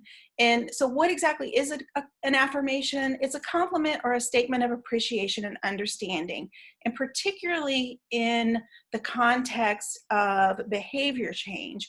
We want to affirm positive behaviors, positive thoughts, engaging in these difficult conversations, affirming that anything related to the encounter and the behavior change itself. Not just commenting on their hair or their clothing or their car, really focusing in on their character and their effort and any success that they've had. And so, as I mentioned, it helps promote self-efficacy. It helps keep our clients from being discouraged. It can also go a long way to building and maintaining that rapport. And it keeps our clients talking. The caveat is we need to do it sincerely. And so, some of our clients are going to be more difficult to affirm than others. But we want to try and really dig down deep and figure out and pay attention to those things that we can latch on to, that we can affirm specific to them. And sometimes it may be as simple as, thank you for showing up today. I know this is hard, and I know that you would rather be anywhere else but here today, and you had the choice of not showing up today, but I appreciate that you're committed and you're willing to put in the work. Yes, connect the affirmation to the specific behavior, yes. Moving on to the R. R stands for reflective listening, and some of you may know this more as in your field as active listening. And so this is a good point to also mention that a lot of this stuff that we're covering in motivational interviewing, you already know. Majority of it, you already know, you already implement it, you've experienced it in other modalities. And so we're just making this known, which is a lot of what we're doing with our clients. They already know some of the solutions. We're just bringing it to light. But Miller and Rolnick say that reflective listening is the key to motivational interviewing. The best advice they offer is listen, listen, listen. Our clients will tell us what's worked for them, what hasn't, what's moved them forward, what shifted them backward, what their barriers are, what their motivating factors are, what's important. So whenever we're in doubt about what to do, ask those open-ended questions and sit back and listen. And so in theory, this seems so simple. Oh yeah, listen and reflect back. In practice, it can be a little bit harder to do because we're trained to ask questions, and we have our own agendas, and we want to guide the conversation in the direction that we want to go. But if anybody's like me, I've been in a client encounter and I've assumed that I knew what the client was talking about, and I've gone down a pathway only to find out important information later that would have changed the entire encounter. Am I the only one who's ever done that? Anybody else go, oh, it would have been helpful to know that little bit of information? So that's why it's important to listen reflectively. And so reflective listening is a way of checking in with our clients rather than assuming that we know what they meant. Why do we want to listen reflectively? Because it's a way to demonstrate empathy. It's a way to enhance understanding, and it's a predictor of behavior change. When we are demonstrating empathy, when we are actively listening and our clients feel understood, they're more likely to follow through and move towards that positive behavior change. And we'll talk a little bit more about that in a minute, but let's finish up with ORS here. The S in ORS stands for summaries. And basically summaries are a great big reflection. We periodically want to summarize what we've talked about in our sessions. We can begin our sessions with a summary. So last time we talked about this was our plan, and then open up with how did things go?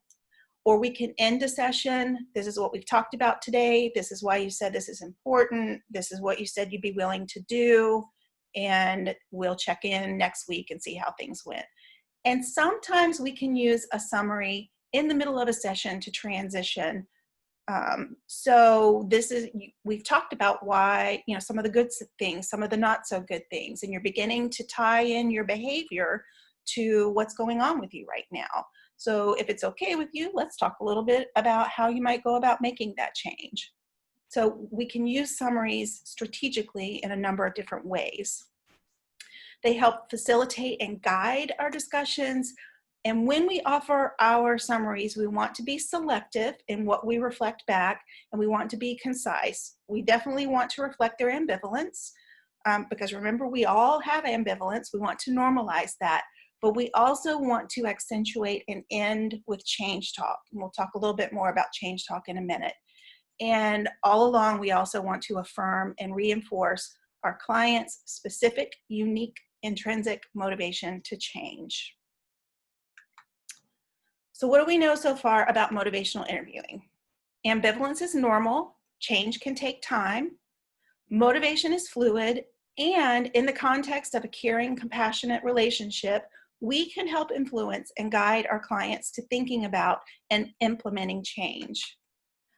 The structure of a motivational interviewing encounter encompasses the 4 processes: engaging, focusing, evoking, and planning. And we want to make sure we are embodying the spirit of MI, taking things at our client's pace or putting on our superhero helper cape. And we do that in some ways through our toolbox of motivational interviewing skills, our ORS.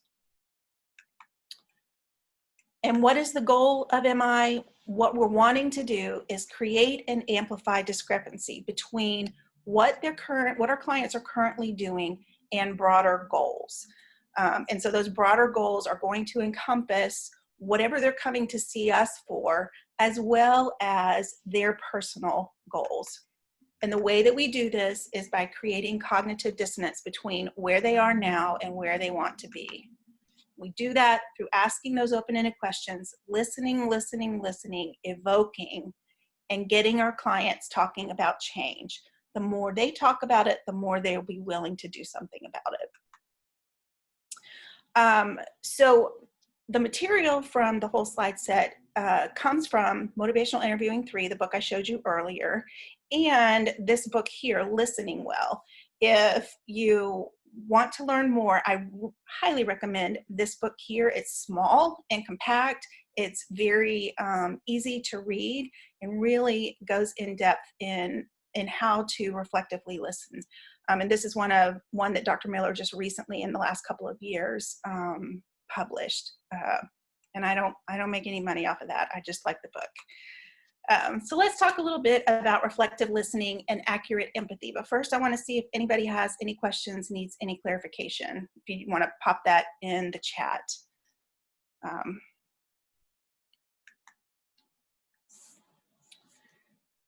So I mentioned before that accurate empathy is a predictor of behavior change.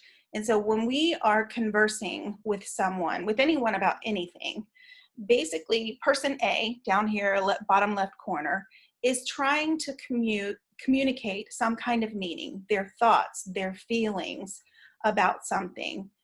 And they do that through their spoken words. And then the listener hears those words, maybe verbatim, maybe their version, and then they interpret those words into their own meaning based on their own personal lens. So person A has their lens, person B, the listener, has their own lens. At any point in this cycle right here, we can lose understanding. We can misunderstand. We can interpret incorrectly. And so part of accurate empathy, part of reflective listening, is learning how to close that gap. And that's what we call the reflection. That's what we're doing in reflective listening. We're not just listening, but we're offering back a statement to clarify, did I understand you correctly? And in doing this, we are expressing empathy. So what exactly is empathy? Empathy is reflecting an accurate understanding. It's assuming that what our clients bring to us is valid and that their perspectives are valuable, are understandable, and we're really trying to understand where they're coming from without judgment. So in doing so, our encounters should feel more like dancing than wrestling. If we feel like we are wrestling with our clients, then likely we don't have engagement, and likely we're not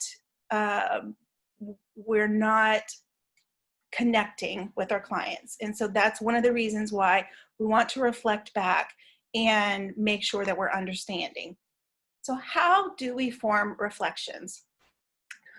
First of all, we're forming a hypothesis. We're taking a guess at what our clients have told us. Now, reflections can be simple. We can reflect back exactly what they said to us, or we can paraphrase, or we can try to take a guess at the deeper underlying meaning. And when we form a reflection, we want it to be a statement rather than a question. So we want to turn our inflection down at the end. And oftentimes we want to start out with, did you mean, or did I hear you say? Just take those off the beginning and then follow up with whatever you were going to say after that. So a couple of examples. A client may be expressing their anger with their mother. And if I were to reflect it back with my inflection up, you're angry with your mother? That's a question, versus you're angry with your mother. So you can see there, hopefully, the difference. If I say it with the inflection up, you're angry with your mother, what might that communicate to the client? You can drop a comment in the chat. Absolutely, judgment, yeah. Judgment or shame, disbelief, yeah. Versus you're angry with your mother. The statement confirms, am I understanding you correctly, and normalizes that you're angry with your mother. Another example, you don't see anything wrong with what you did, versus you don't see anything wrong with what you did. And so similarly, there's that with the inflection of asking it as a question implies judgment. Stay with a flat tone. So prior, yes, that is, when I say take your inflection down at the end, that's exactly what I'm communicating. Keeping the tone even, not going up at the end, turning it into a question. Yeah. So this is what we're talking about in terms of motivational interviewing. And one of the things that you'll find when you're beginning to practice this is you'll start thinking about am I doing this right? And you'll start noticing that you ask far more questions than you thought you did. And so it's messing with your game a little bit. It's like Tiger Woods going to a golfing coach trying to hone his swing. So for a little while, you're thinking about, am I looking at the ball? Am I holding my shoulders correctly? Is my swing all right? And then over time, the more you practice it, the easier it becomes. So we've got our oars. We understand what reflective listening is and how to do it. So what are some ways we can use these tools in our tool belt to enhance motivation to change? First of all, we want to be listening for change talk. So what exactly is change talk? Change talk is when our clients are expressing their personal motivation to change. You can see an example here at the bottom. I wish I could stop drinking so much because I don't want that to be an example for my children. So this person's motivation is not wanting to be a bad example for her children. As individuals begin to talk about change, they begin to see the possibilities. We don't have to impose external pressure. We don't get into that tug of war, that push or pull. They begin to talk themselves into change. The motivation is there. We're just bringing it to the surface. So it's like panning for gold. We grab a whole bunch of earth and we put it in a pan and we run some water over it and we sift it, and all those gold nuggets come to the surface. So we can think of our motivational interviewing encounters, our conversations like that. We are helping sift through our client's ambivalence, letting all of the sustained talk fall through and letting that change talk come to the surface.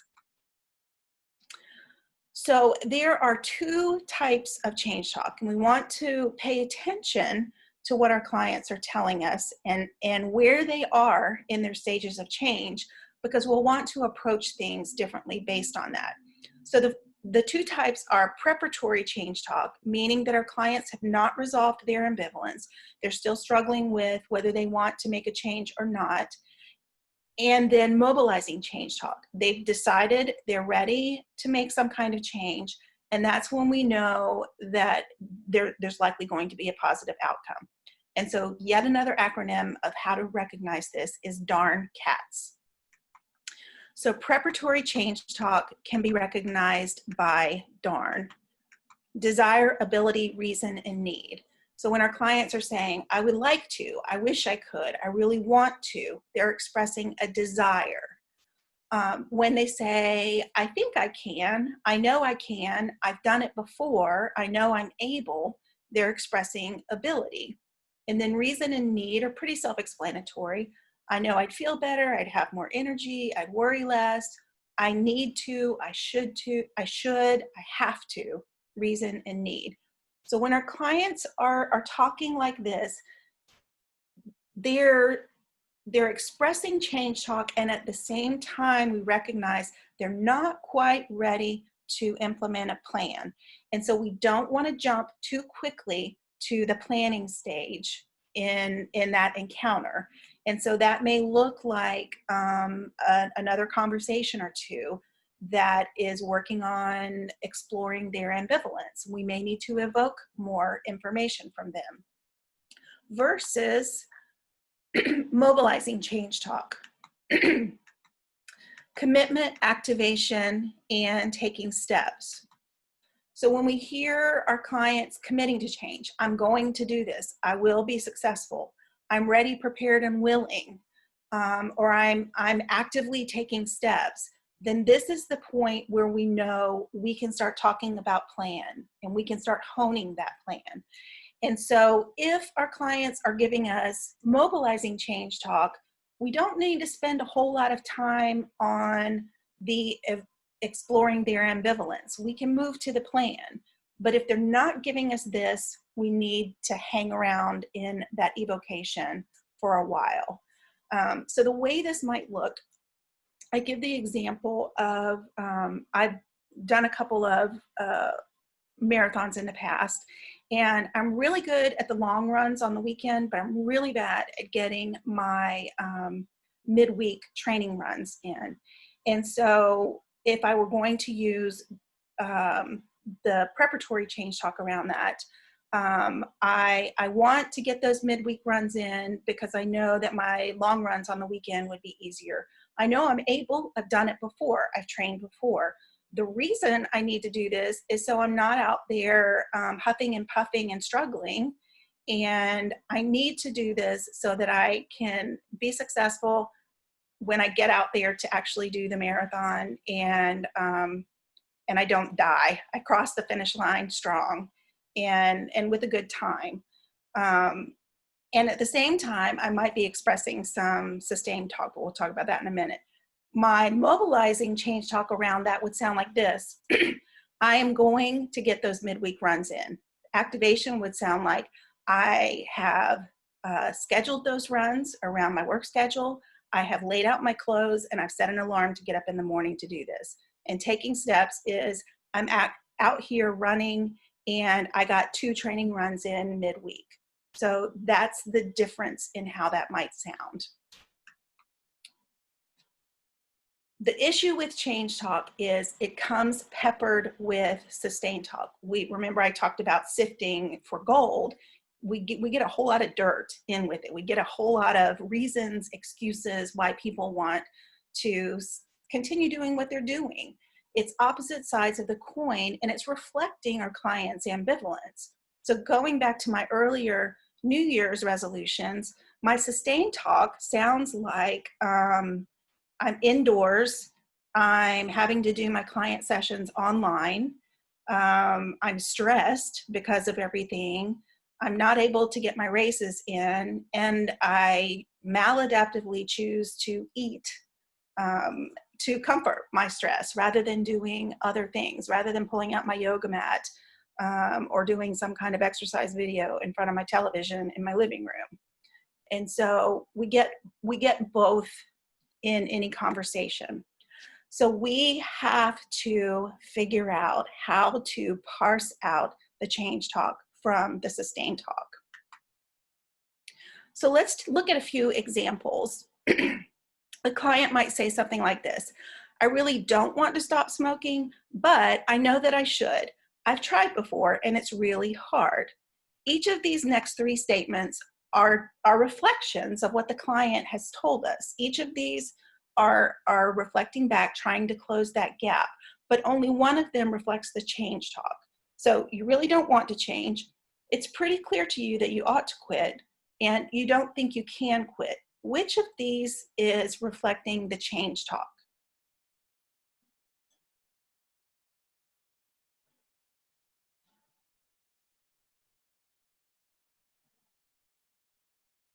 Yeah, so number 2 is reflecting the change talk. It's pretty clear to you that you ought to quit. So that's maybe that reason or need, okay? Another example. See, the thing is, all my friends drink. Some of them probably drink way too much too, but if I quit drinking, I don't have any friends. I just stay home. So each of these are reflections. That would be pretty lonely. Quitting would cause a new problem for you. And at the same time, you recognize that you and probably some of your friends are drinking way too much. Which of these is the change talk?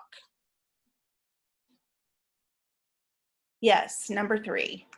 And at the same time, you recognize that you and probably some of your friends are drinking way too much.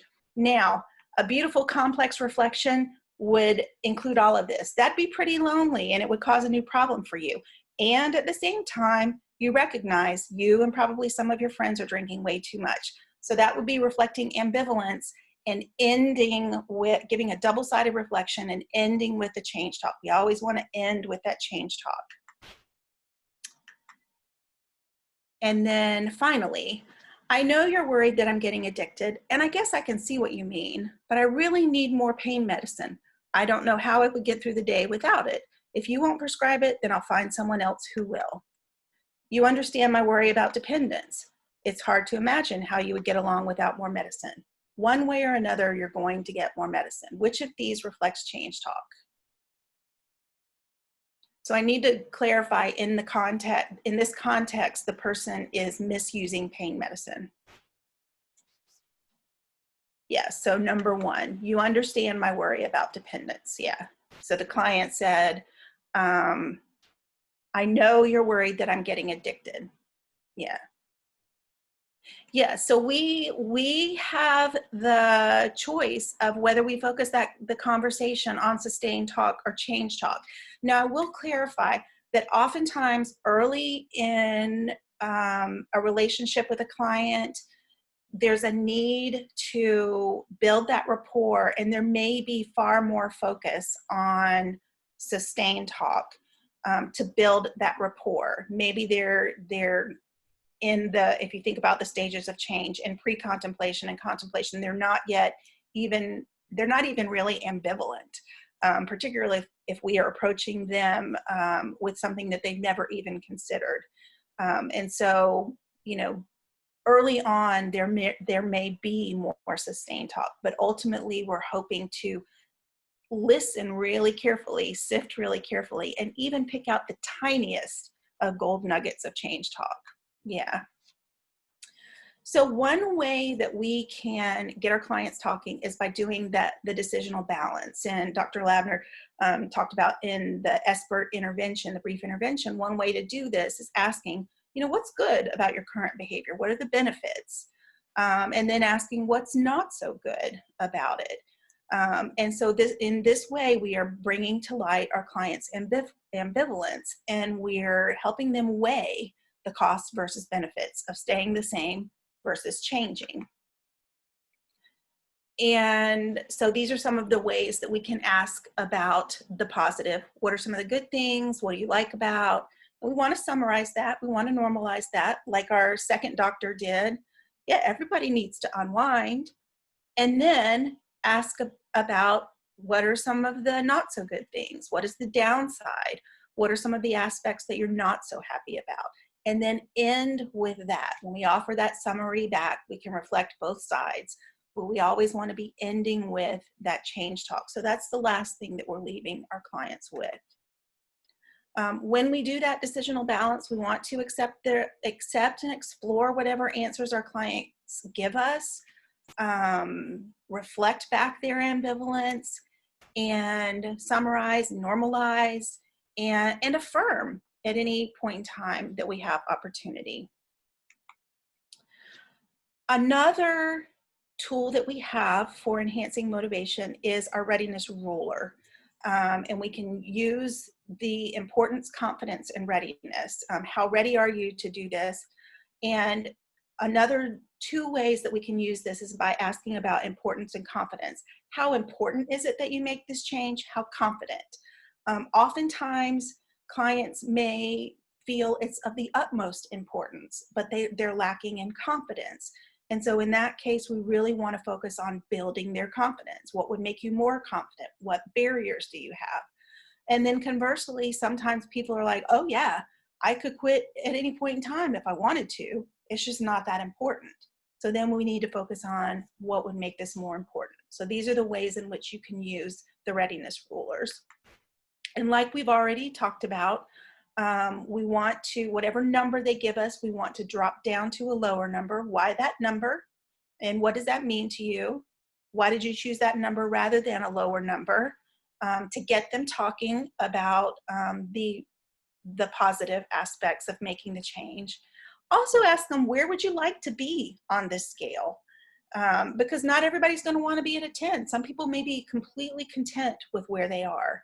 And then you could also ask, what would have to happen that would move you to a slightly higher number? Now, not like if they give you a 5, what would have to happen that would move you to a 5.5 or a 6? Not all the way to 10, because again, that's assuming that's imposing our agenda, but taking it in increments, because behavior change is done in increments.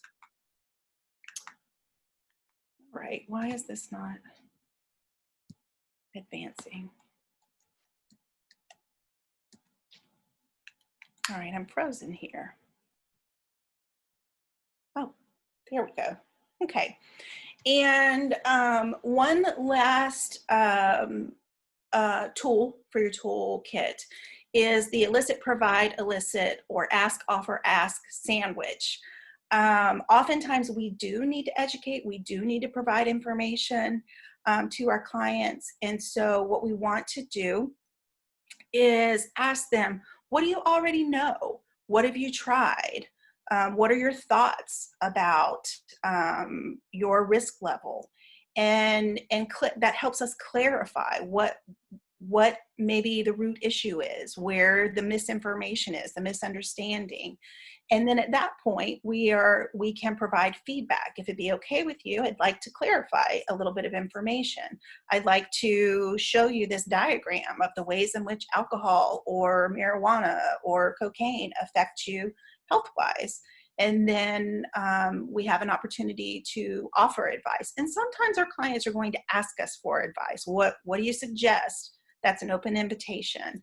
And we can oftentimes present it in a menu. So here are some things that other clients have found that are helpful. Here are some things that I can recommend. And then follow up with asking, what are your thoughts about this? What ideas do you have? What clarification do you need? And this oftentimes gives us an opportunity to correct any misinformation and clarify and guide the conversation a little more.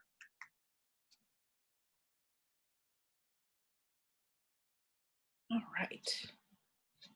So keeping in mind, if we are imposing on our clients external pressure about an issue, we are often going to be chasing our clients around the room, maybe even out of the room. But if we focus on what's important to them, then we are partnering and collaborating, and they're more likely to follow through with whatever change that they feel is important. So let's take a few minutes to practice. So what we're going to do now is break out into dyads. And I want you to think about a change that maybe you've been considering making. And one of you will be the helper, and one of you will be the person in need of help. And my helper is going to ask these three questions. Why would you want to make this change? How might you go about it? And I'll type these in the chat. And what are the three best reasons? And then offer a reflection, summarize, and then ask, so what do you think you'll do? And just listen with interest. We're going to take about 5 or 6 minutes to do this, and then we'll come back. Let me, as you're breaking out, I'm going to type the questions in the chat.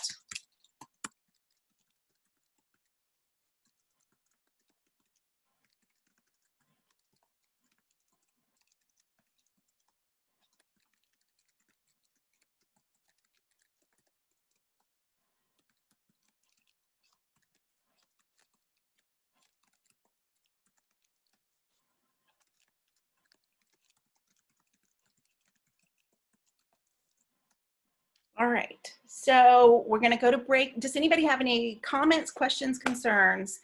Need any clarification on this exercise?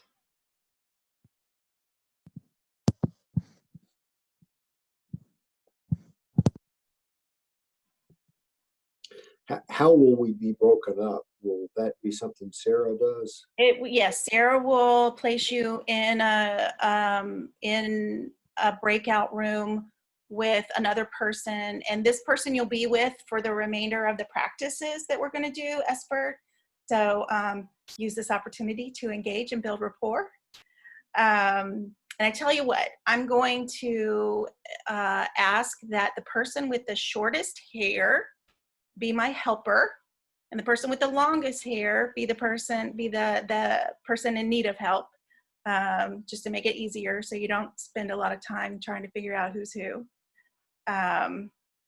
And reflect, ask open-ended clarifying questions, just kind of go with the flow. I will say, do not offer any advice. We're not trying to fix anyone today. Just ask these questions, ask open-ended clarifying questions, reflect as much as you can, practice that reflection, build those reflection muscles, and then just sit back and listen with interest. Are we going to be using the profiles that were supplied? in the No, early? this is just something of your own. You can choose something that you actually have going on in your life, or you can make something up. We're not going to do the SBIRT just yet. We'll do that after the break. Okay. Any other need of? Okay, Sarah, do you see that Sherry, Pace, and Beth need to be together because they are watching together? Can you make that happen? Okay. All right. All right. Any other need for clarification? And I do ask, when you jump into the breakout, turn your video and your on and unmute yourself. All right. I'll give y'all, can we take 5 minutes to do this? And then we'll come back and process. And I'll just say, if anybody is not in a breakout room with somebody, you know, I'm assuming there's 2 per room. There's 1 room with 3 people. But if somebody doesn't show up to your breakout, just request to leave and I'll pop you into another one.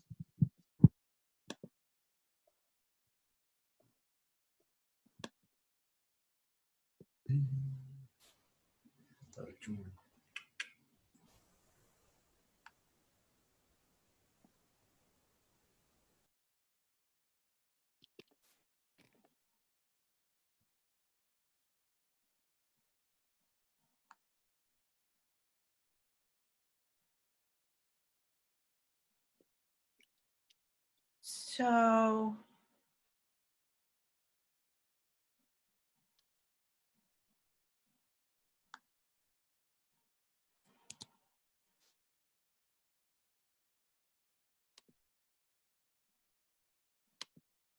do we want to pop in on people or just let them go with this one and wait and pop in on them? Yeah, I say pop in on the SBIRT. Okay. Yeah. All right. How do you feel like it's going on that end, on the other side so far? I think, well, I mean, it's obviously, I think a lot of people have some practice, you know, some experience at least with the ideas of MI. So Yeah. it sounded like it from the comments. Yeah. Although I always, I always get the change talk wrong. Like when you go through your examples, Yeah. I'm like, oh, I don't know.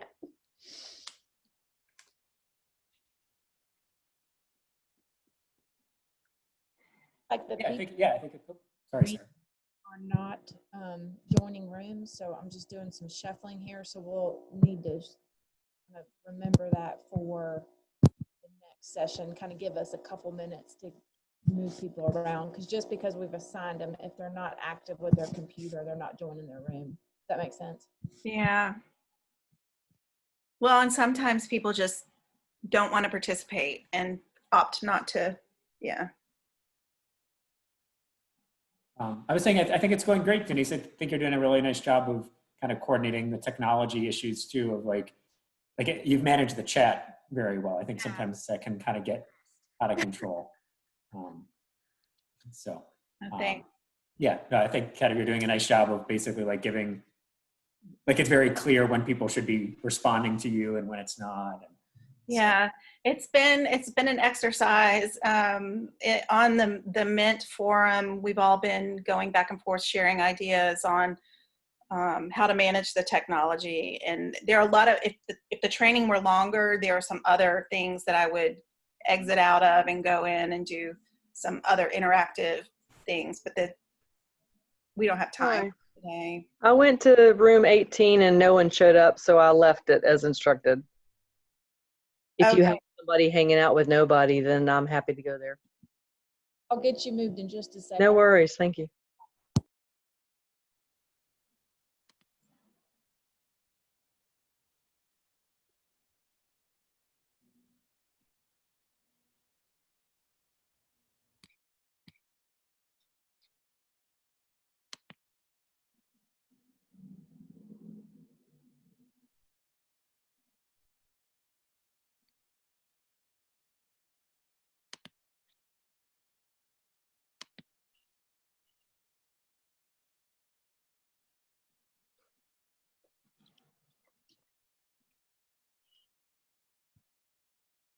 Catherine, you should get a request to move to 19. Thank you. I lost my partner. In work hours. Welcome to the technical world. Right with me just a sec, Ms. Clark, and I'll get you put in a room as well. Okay. We're also about out of time for this exercise.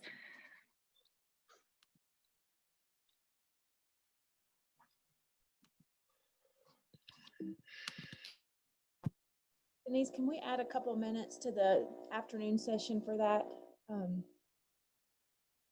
Just to make sure that everybody gets, maybe give everybody just a heads up to wait a couple minutes while the rooms settle, maybe. Okay. Well, also, when we jump back into these breakouts for the SBIRT practice, I'll instruct them beforehand to use that time to review the materials, because for the person who's playing the patient, it's pretty in depth, their role play. So we'll give about 5 minutes to settle into your room and review the material. Sorry, I don't know why it's not. I'm thinking I've moved you into another room where somebody else is not joined, so I apologize. Just hang with us. It's okay. It's okay. This has been a really valuable training today. I've been reminded of what all I've forgotten. So, do you have motivational interviewing exposure? I'm a CARES. So yeah, I went through with Alan Lyme. Well, like years ago. I'm a CARES too. So more than 10 years ago, and then over the years, I've had brush ups, and all of my staff are CARES. But there's a very big difference in having a training and having the supervision to really hone the skills. And none of us have ever had that opportunity to have, to have it taped and get that feedback for where we could have dived a bit deeper and anyway, it makes me hungry for more. So thank you for being here. Well, thank you. Alan Lyme is actually my mentor. He and I work together. He's the one who encouraged me to apply to Mint, and I would love to do that. The coaching and right. where the real learning and the honing of the skill happens. Absolutely.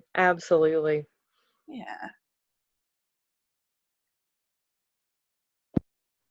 I'll close the rooms whenever you're ready. I just sent a note to everybody that we'll be bringing them back soon. That reminds me, I need to reach out to Alan. I haven't talked to him in a while. Yeah, I would love to do kind of a higher, well, like a next stage kind of thing where there was some supervision. Yeah. Is that what it's called? Coaching. Coaching? Yeah. Supervision is more around, coaching is more about the skills of motivational interviewing. The supervision is more about clinical skills. Yeah.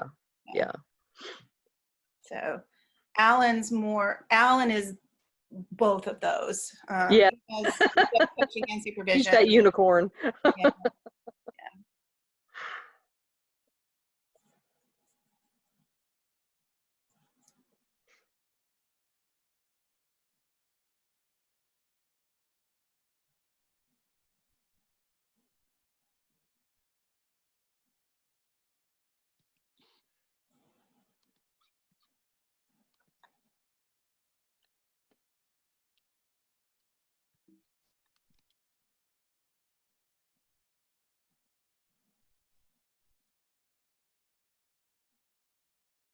Are we about ready to bring everybody back? Would you like me to go ahead and close the rooms? Yeah, we're running a little bit behind, so if we bring them back now, then we can debrief and then take a 10-minute break and have about 15 minutes each for the SBIRT.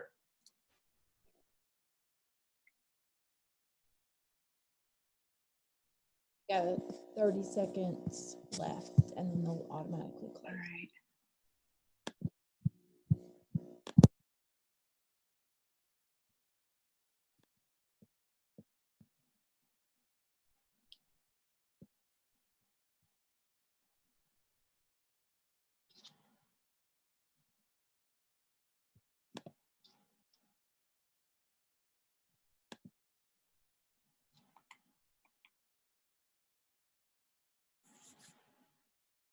Be formally closed in 10 seconds. All right, where'd my chat go?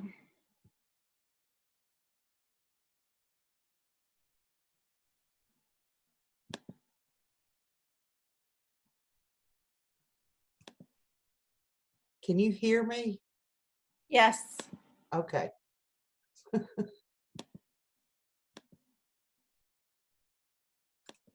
There we go. All right. Well, thank you for that feedback. All right, welcome back, everyone. So let's quickly, because we're running a little bit behind, let's quickly debrief on this exercise. What do you think, if you were the helper, what do you think went well? What was this like for you to ask these questions and sit back and listen and try to reflect? If you want to unmute yourself and comment, or if you want to do it in the chat, either way works. For me, it was like kind of like riding a bike, because I try to practice talking to people this way anyway. But it was actually a lot of fun to be able to just listen and then summarize at the end. And it was just a good reminder of how to allow others to talk about what they want. Awesome. Awesome. Thank you. Thank you for providing your experience. And so you were making known some of what you already knew and reinforcing that for yourself. Yeah. Yeah. What else? Anybody else want to comment on what it was like to, on either side? Okay. So Pryor says, I try to use more reflections than questions to drive the conversation a little deeper. All right. And just remind you that we're only sharing our experience of the exercise, not what anybody talked about. We had a little bit of problem. I was knocked out of a room twice, so I guess I need to start wearing more deodorant when I come to a Zoom meeting. Oh no! So it was one of those. My partners that I had here. I'm sorry I didn't get a chance to go into full detail. So next time I'll definitely make sure I wear more deodorant. So you weren't the only one with that problem. And when we do the practices in a little bit for SBIRT, we're going to take a few minutes to make sure that everyone is in a group. If you get kicked out, please put in the chat that you've been kicked out so that we can try and put you back in. So very sorry about that. Here we are in COVID Zoom hell, so to speak. All right. So if you, okay, engaging on topics they brought up. Okay. All right, so it sounds like some of you had some really good experiences in terms of listening. Anyone find that you wanted to drive the conversation in a different way than maybe your client was going, and maybe you were surprised with some of the direction of what they said? A little, yeah? And what about my helpees? What was it like for you to be on the receiving end of this kind of conversation? Anything come up for you? I actually appreciated the 5-minute, I would call it almost an intervention. We just talked a little about some organizational things that I wanted to work on, in real life. And it was very helpful to actually talk through it with someone, because it's not something I would normally ask somebody for help. So I thought it went really well, and I liked it more than I thought. Thank you. Thank you for that. And it's interesting that you bring that up, because a lot of times we rattle things around in our brain, and it's very different to vocalize it and have it out in the atmosphere and to hear it reflected back to us. It does help us clarify some things at times. Yeah, yeah. All right. So real quick, in summary, keep in mind, motivation is intrinsic, it's personal, it's internal, and ambivalence is normal. We all have it.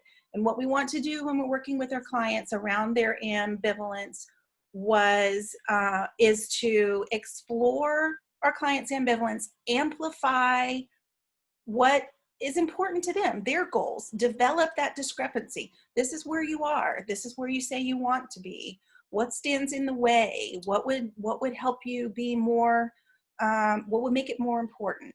And we're focusing on our clients' change talk, eliciting, evoking, reflecting that back, and that's going to be predictive of our clients' willingness and ability to change. So real quick, what questions do you have about motivational interviewing before we go to break?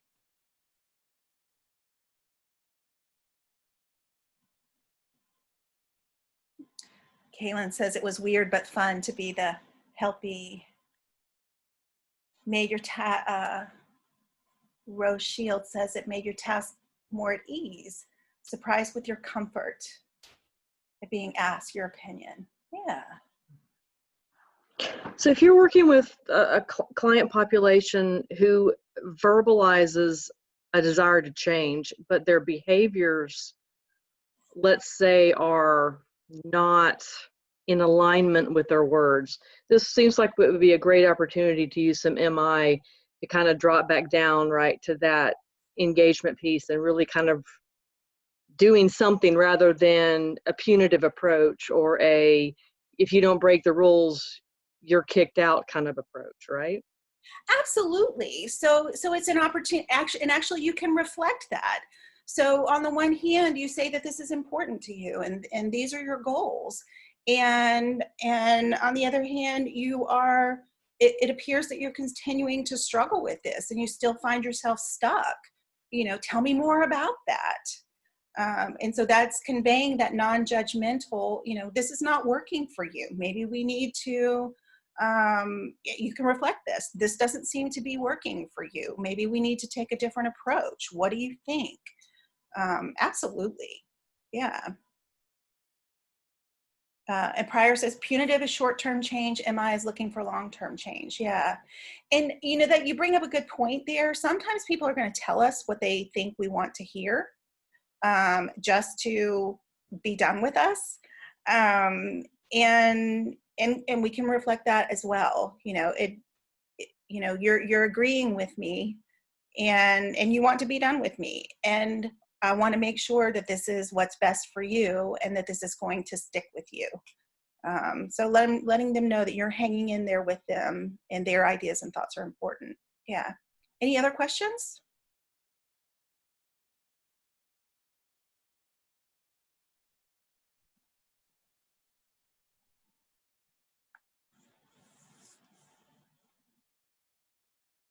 All right. So it's 10:54. Can we take a 6-minute break and be back at 11 to do the SBIRT? All right. All right, everyone go refill your beverages, take a restroom break, and be back at 11, and we will do the SBIRT practices. All right. And if anybody wants to, I'm going to hang around. If anybody wants to post questions or ask any questions in the meantime, I'm happy to answer them during the break.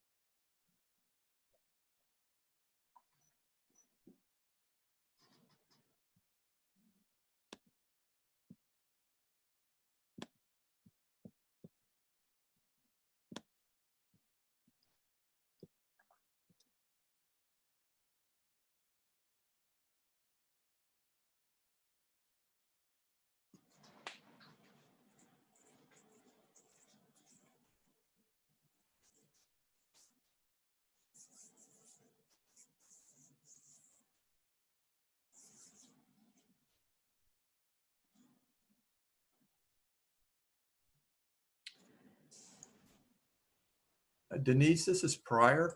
Yes. Hi. This is really excellent. I just really want to thank you for it. Oh, thank you. And I'm hoping we can get copies of the PowerPoint at some point, maybe. Sure, I can send that as a PDF to, I guess Sarah, and Sarah and her team can forward it. Okay, that would be really good. I have to go into a mandatory training around 11:30, so I may have to drop out if it's not over by then. So I just wanted to let you know. Okay, we should be wrapping up and finished by then. I have to do a mandatory how to put on a webinar training. Oh, got it. Yeah, I wish we could use Zoom. Unfortunately, they're making us use WebEx, and it's not near as friendly as Zoom. Yeah. So hopefully everyone is coming back. I dropped in the chat a number of resources. The 2 books that my slide set came from, Motivational Interviewing 3 and Listening Well. And then I dropped in some other resources specific to working with psychological issues, social work, working with adolescents and young adults, and healthcare, anxiety, and there are a number of others. And now if you like go to Amazon and search motivational interviewing, a ton of resources will come up. You can pretty much be assured if it's published by Guilford, then it's legit. There are some others that aren't necessarily completely MI adherent. So what we're going to do right now is we're going to go back to our breakout sessions, and we're going to actually implement what we've learned so far, motivational interviewing and SBIRT. So let me share my screen right quick.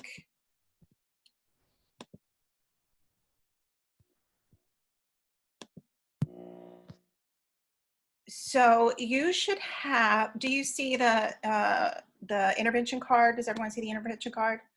Okay, you should have been sent these materials. So you're gonna have your intervention card here on the front with your low risk drinking limits, what a standard drink is, the zones here, your ruler to use when you ask those readiness questions. And this is typically what we consider the side that you show the client. And then the back side is your, oh, great. My computer's deciding that it wants to freeze up on me. If you scroll down, you'll see the other side gives you a breakdown of, if this were the actual laminated card, the other side gives you a breakdown of the zones, the description, and then right here outlined for you beautifully. If you do nothing else, you can follow these steps right here: raising the subject, providing feedback, enhancing motivation, and negotiating the plan. And then further down are your scenarios. So I'm going to ask when we go to the breakout session, if you were the helper last time, that you be the patient this time around. And if you were the helpee, you're going to be the clinician. And don't worry, everybody's going to have an opportunity to be both. But if you are the patient, these first couple of pages are your role. So when we break out, we're going to give you about 4 or 5 minutes to settle into your group. And because of the technological challenges that we had, if you get kicked out, please drop in the chat, I was kicked out, so that Sarah can try to get you back in a group. And if you're the patient, take this time to read over your scenario. 2 full pages of where you're coming from, how you should answer questions. And then on page 3, if you're the helper, if you're the clinician, this is all the information you get. So familiarize yourself with that. And then you also, you also get their questionnaire, you get their audit, and you get their preliminary screening question answer, and then you get the audit information. And you will ask permission, introduce yourself, ask permission, and then begin your brief intervention. So we're going to do this first scenario first. So don't skip down to script 2. We want to stick with script 1 this first time, and we will come back into the main group before breaking out again to do script 2. So we're going to take the next. Does anybody have any questions before we break out?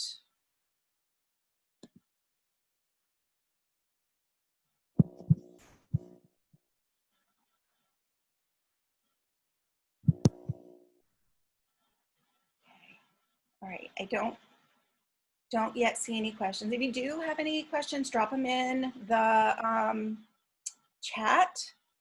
And also, Dr. Abraham, Dr. Lavner, and myself will be dropping in to some of the breakouts, as many as possible, to assist.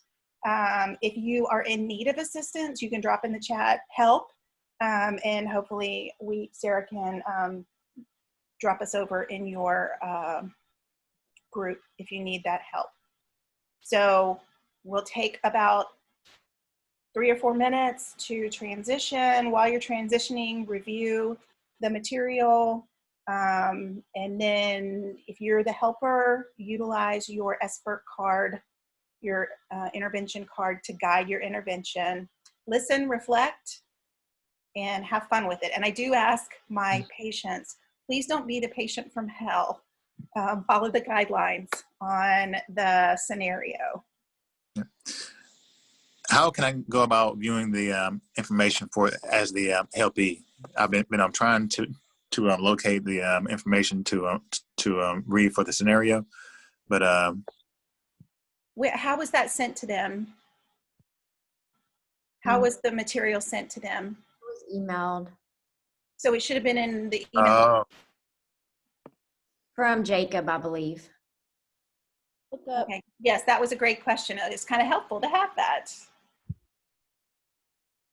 LaShawn, I just forwarded it to you if you want to check your email. Okay. Thank you. Okay, thank you so much for forwarding that. And if anybody else is missing anything, check your inbox from Jacob Lambeck. And if you still don't have it, we'll be happy to send it. I want to make sure everybody has it. All right, I'm going to start the breakout rooms. Chat me if you have any issues.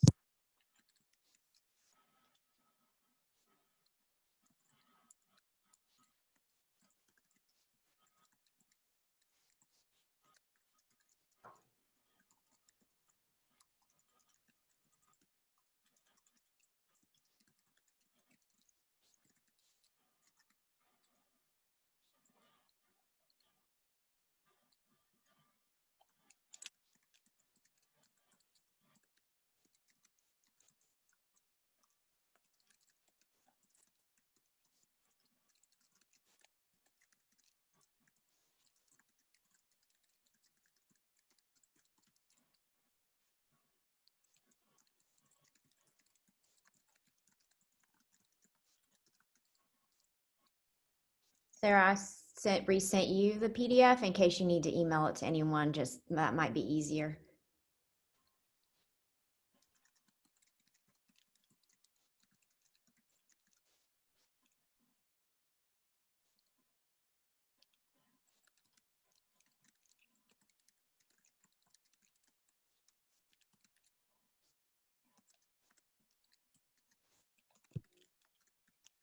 Okay, I'm going to just randomly pop you, Dr. Abraham, Dr. Lavner, Dr. Clark into rooms, and just you should be able to leave them when you're ready.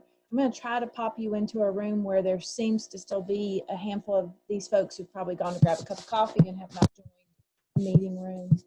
But just let me know if you have any trouble. Okay, it looks like Annie says she sees the email, but not the attachment. I know they did get sent out. We'll resend them. I'll do that after I do the breakout rooms. Sarah, I can take care of that. I can upload it to Dropbox and then just share a Dropbox link to a PDF. Perfect. Thank you, John Morris.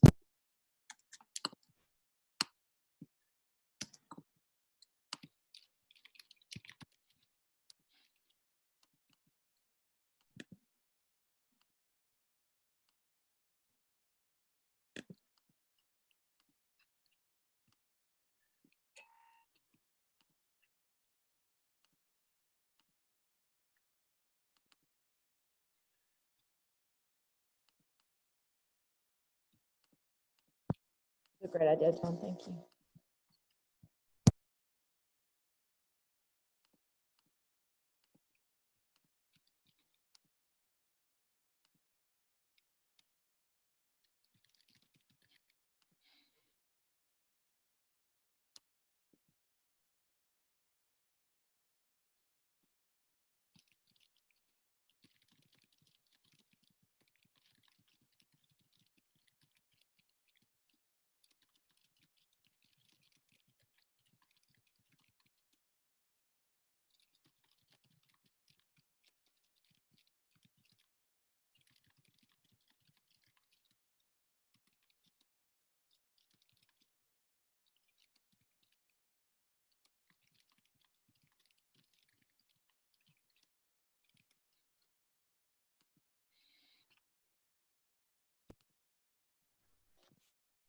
In the next training, I'm going to make a general announcement at the beginning about what time we'll go into breakouts. And that way, if somebody does step away or if they have to leave, they know just to leave.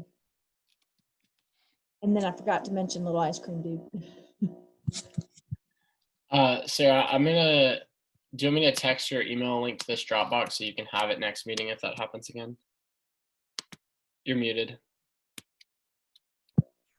This is my extra PC and I'm not as familiar with using it. Yes, email it, Debbie. Email.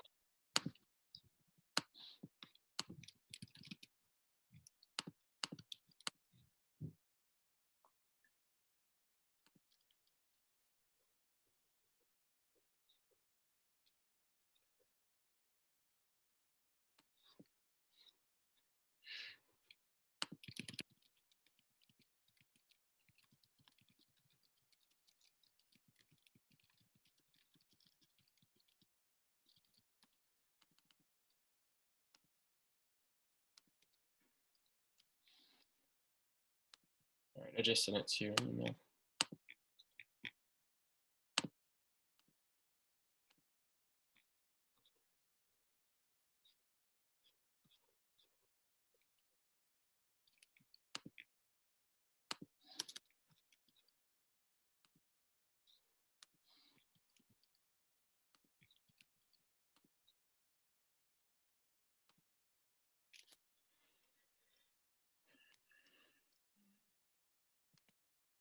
Got it. Thank you.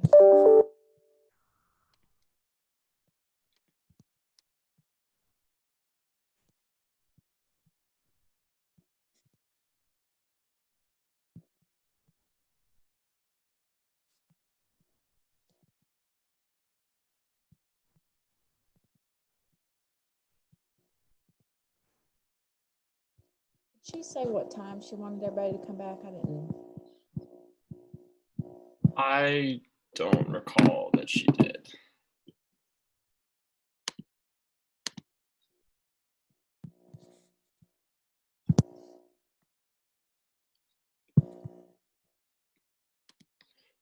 I'm sure that they will leave their breakout rooms and let us know, though. I'm going to pop over to breakout room 4 because they're asking for help. I'll be right back. Okay. Or you know what? I'll stay here. I'll put you in breakout room 4. That's what I'll do. That way, is Adrian asking for help in 4. Patient. And so, Oh. All right. Oh, hello. hey, John. Hey, were y'all having some trouble? No, not yet. I was just getting distracted, and so, but no. Fern is having some technical issues. We can't hear her. She can't take herself off mute or something like that. Oh, that's weird. I know, Fern, I know that you had messaged me previously about that. I don't know, maybe if y'all know each other already and maybe exchange phone numbers. Sometimes what I've done in other Zoom meetings when someone has a not working microphone is just have them call in, like call me or call you or call someone on the call and just put it on speaker. And it isn't the best sound quality, but it usually at least gets the job done. Yes. Okay. So. All right. Oh, I know Fern and Jason We work together. Yeah. Okay, so maybe calling Fern's cell phone and then just keeping that call run, like if one of y'all did that, and then keep it on speaker, and that way, say everyone would be on it through that. Does that work? I'm trying to, let's see if the call will go through.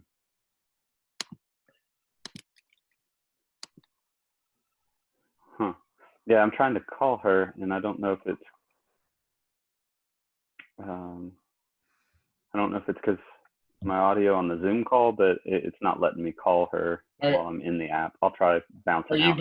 Are you using it visiting on a mobile phone on Zoom? Yes. Okay. Gotcha. Yeah, I'm on my phone. Gotcha.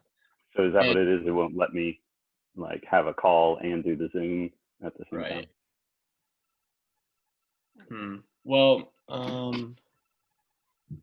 trying to think what to do then. That's usually my go-to solution. I guess haven't had that happen with someone that was using on their app or using the app.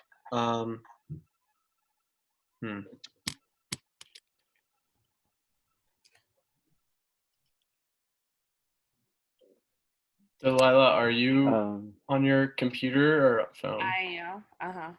Okay. Do you have Fern's contact, and could you reach out, call Fern's cell phone? Yeah, sure.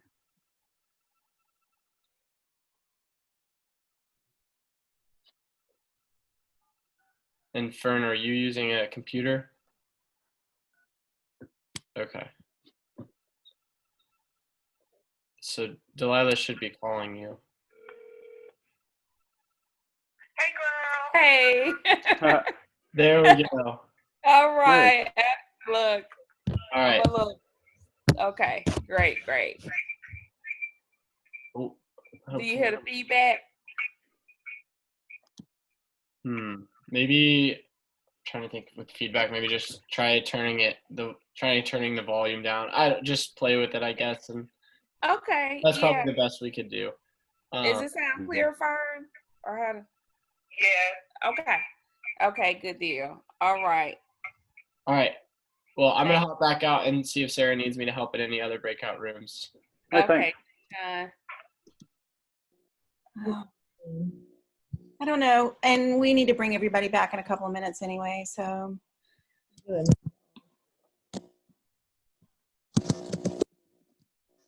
Were they okay in 4, John?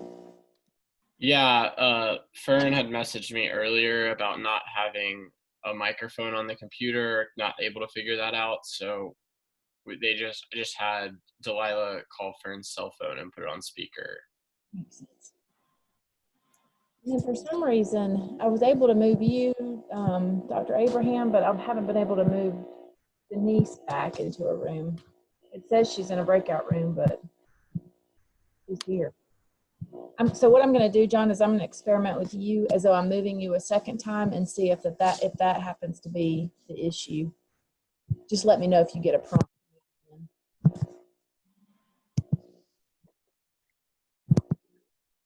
I just sent you a prompt to join one. Yes, it just popped up. Breakout room 1. Oh, that's so weird. Denise, maybe do you have the breakout room option on the bottom? Yeah.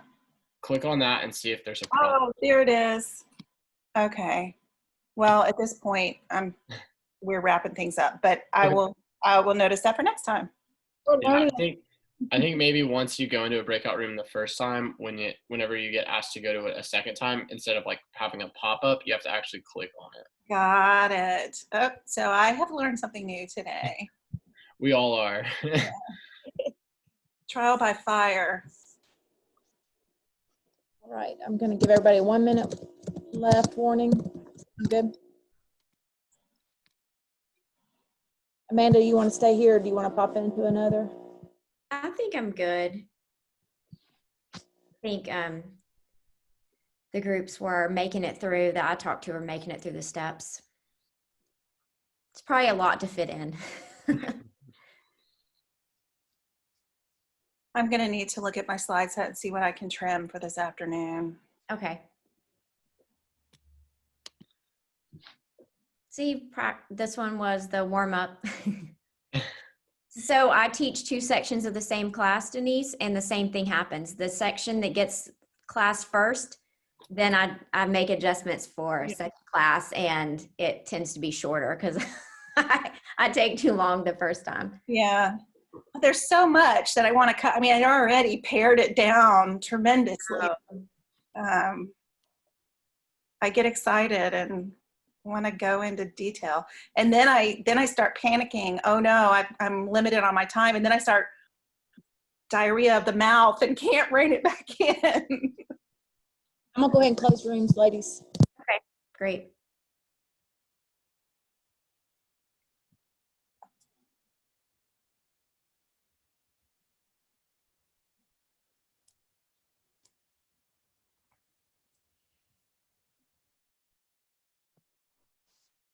Whenever you're done, Denise, I'll give everybody the closing comments as far as next steps.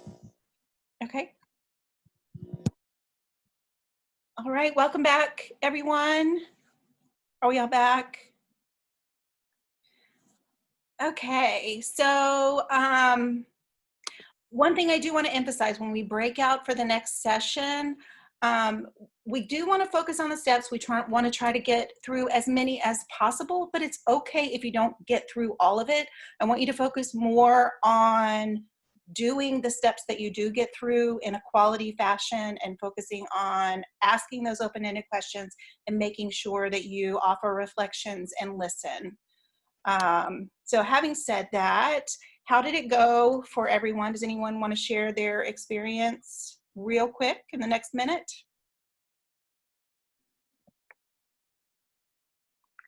Any issues anybody had? Any clarification anyone need? That was challenging for me. How It was so? challenging for me to keep it brief. I was really grateful that Justin popped in. So I tended to want to get mired down into stuff on the main sort of exploratory level rather than doing the intervention, which is supposed to be getting the information and moving to the next part and the next part and the next part. Right. And so on the one hand, it's good that you Yeah, we were building some great rapport there, I think. But yeah. And in real world encounter, you would likely have more time to do that. And so see if you can balance the both of them, trying to explore a little bit and trying to get the intervention steps, as many as possible, done. I realize this is an artificial environment and you may not have time to get through all of them. Yeah. So generally in the, like you said, the real world, we'll have time to kind of explore. Is it like a certain time that we should be exploring the issue, then generating a plan, or it's not a certain time? It's not, I mean, it's going to be guided by how much time you have with your clients. But keep in mind the spirit of MI, the pace, you're following your client's pace. And if they're still in giving you that preparatory change talk, that the darn, then certainly you're going to spend a whole lot more time exploring than moving into the plan and making those steps. So you'll be up in that, those first 3 stages before you ever get to the third. So, it's going to depend on what information your client's giving you, how much time you have with the client, and what stage of change they're in. Okay, thank you. Yeah. So because of our timeline, we're running low on time. We're going to go ahead and break out again. Yes, try to follow the steps, but also focus on, as much as possible, on offering reflection, asking open-ended questions and offering reflections. And again, if you don't get to your breakout room, drop something in the chat so that we can assign. And Dr. Abraham, Dr. Lavner, and myself will drop in on some of you. Okay, the breakout rooms now. John Morris, you can ignore your invitation.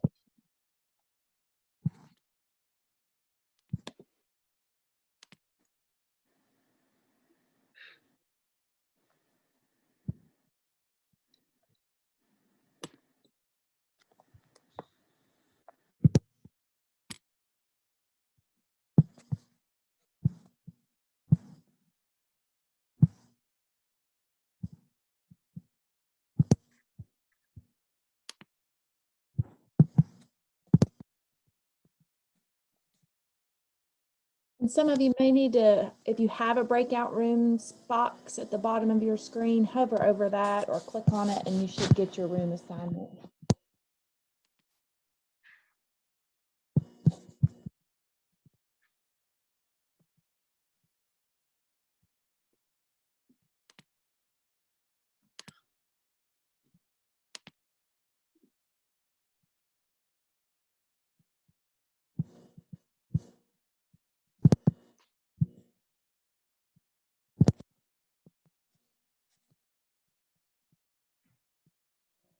Amanda, you should have an invitation for a room. I think it's the same room I was in before. So if you want to give me a different one this time. You need to write down the rooms next time. I was in 19. There you go. Just sent you a new one. Thank you.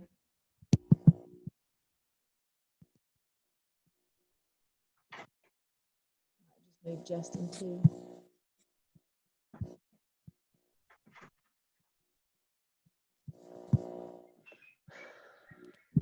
If you have any challenges, I don't want to be, I'm not forcing you into a room either, but just let me know if you need any help.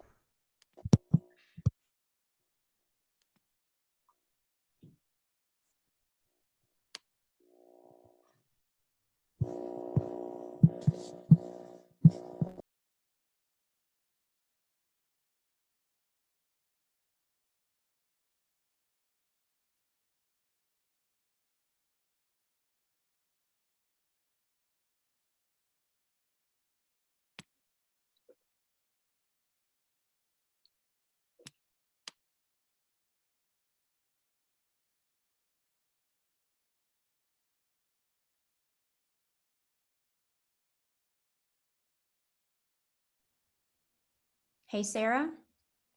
My room was alone. She didn't have one in her room yet. So if you can put anyone in her room, or maybe they just didn't go to the room. I'm not sure. It was 7. Let me move her. It looks like they just haven't joined. Okay. Yeah. If you could move her to a room with people, then she can join in. You in 5 by chance last time? I was in 7. I'm moving you to 5. Okay. And that's where I just placed her. Okay. Thanks.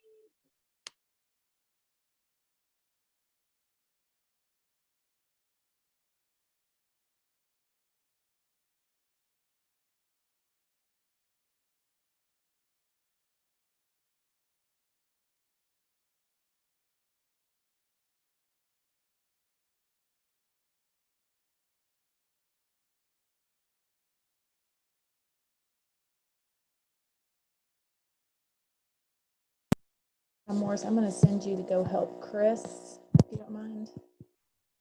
Yeah. Well, Chris is just, he got bailed out on a room. Okay. And I mean, are we about to, do you think we're about to come back? Like by the time I think I just got him. Okay. I'm going to wait for Denise unless you think. Yeah, I'll probably wait for Denise, but I do know we're pretty much at the end of our time for the training as a whole. If you need to go, I totally understand. No, I don't need to. I was just Holding to the time. Yeah. This is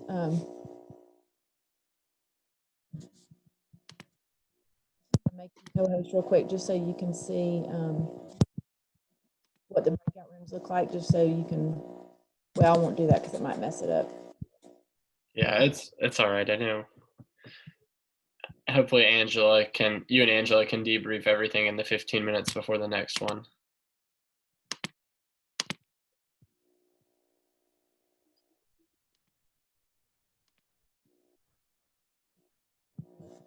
There's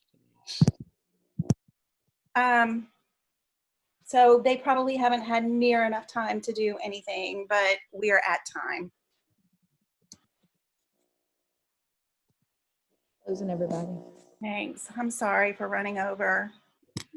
And it takes 60 seconds to close them all together. And that way it gives everybody, you know, if they're in the middle of something hot. Got it. We got 40 seconds.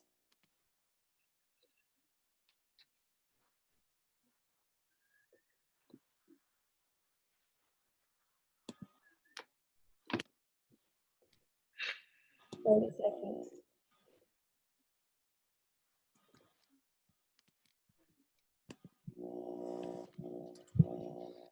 We'll close in 20, Denise.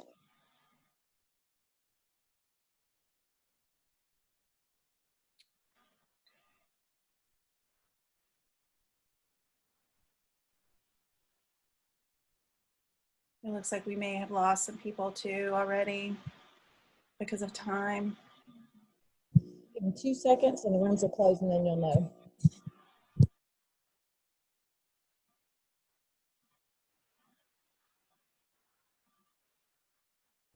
You're good. All right. Everyone, I apologize for running over time. I hope you got at least a little taste of what it's like. And thank you for being our guinea pigs for the day. The afternoon group, I will pare some material down. How was it for you to do this scenario? Anybody want, if you have a few minutes to hang around with us to debrief? I found it really helpful. It was nice to have an opportunity to explore the things that were most challenging and to get feedback from people. Definitely noticed that a lot of nonverbal language is exchanged when you are sitting in front of someone having this type of discussion. And it is definitely a new challenge to deliver the same kind of responses via the internet when you're not able to be in someone's space and really recognize how you're impacting them, especially, for example, if the camera is not on. Yes. You know, that definitely changes things. So I thought it was really helpful and help you kind of know what you needed to focus on in the future, especially with this new post-COVID sort of dynamic where we're all on the internet. Yes, you bring up a good point. Those nonverbals, when you are in person with someone and when you do have the camera view, those are also things that you can reflect back, because that is communication. Even though it's not spoken out loud, it is stuff. This is uncomfortable for you. This is tough. You're frustrated. Yeah, thank you for that. Other thoughts? I see that some people said it was a little bit tough as the helper. This is one of those things that motivational interviewing in general is one of those things that you have to practice. You have to build the muscle. You have to get comfortable with. You need experience with, but the more you do it, the easier it becomes. I can't tell you how many times I came out of patient rooms going, oh, I should have said. So I filed that away, and next time around I would pull it out of my tool belt and see how it landed. So practice with your coworkers, practice with safe people, and see how it goes. And just know that your clients don't know any better. They just know if you come in with the spirit of MI, they know that you care about them and you're genuinely there to help them. Ask those open-ended questions. Listen, listen, listen. All right. Yes, definitely takes practice. Helpful to be able to vocalize this in a practice setting. Yes. So practice both sides. So you get a feel for what it's like to be on the receiving end and a feel for what it's like to be clinician. Yeah. Anything else? Any other questions I can answer?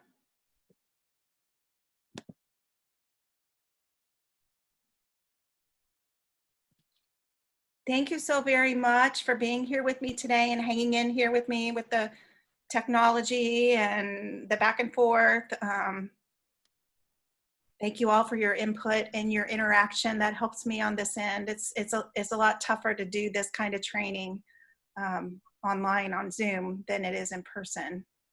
So I will turn things back over to Sarah to wrap it up. Thank you so much, Dr. Clark, Dr. Lavender, and Dr. Abraham. John Morris for helping. Thank you so much to Resilient Georgia for bringing us the grant dollars to the Athens region to do this work. If any of you have particular trauma-informed care work you're interested in bringing to your organizations, please let me know at the Athens Area Community Foundation. I'd be more than happy to talk about how this grant can partner with your organization. Be on the lookout. Does everybody know who Little Ice Cream Dude is? We bought ice cream for each of you from the wonderful social entrepreneur in our community, and so be on the lookout in your inboxes for a sweet treat from Little Ice Cream Dude. Hopefully you can go visit his brick and mortar place on the east side. We'll send some evaluation tools. Please let us know what you liked, even what you didn't like, and then what we can do to further partner with your organization to help you and your work be trauma informed. Have a wonderful weekend. Thank you all. Thank you, Sarah. Thank you, everyone. Thank you all. Thank you, Judge. Thanks so much. Thank you, Anne,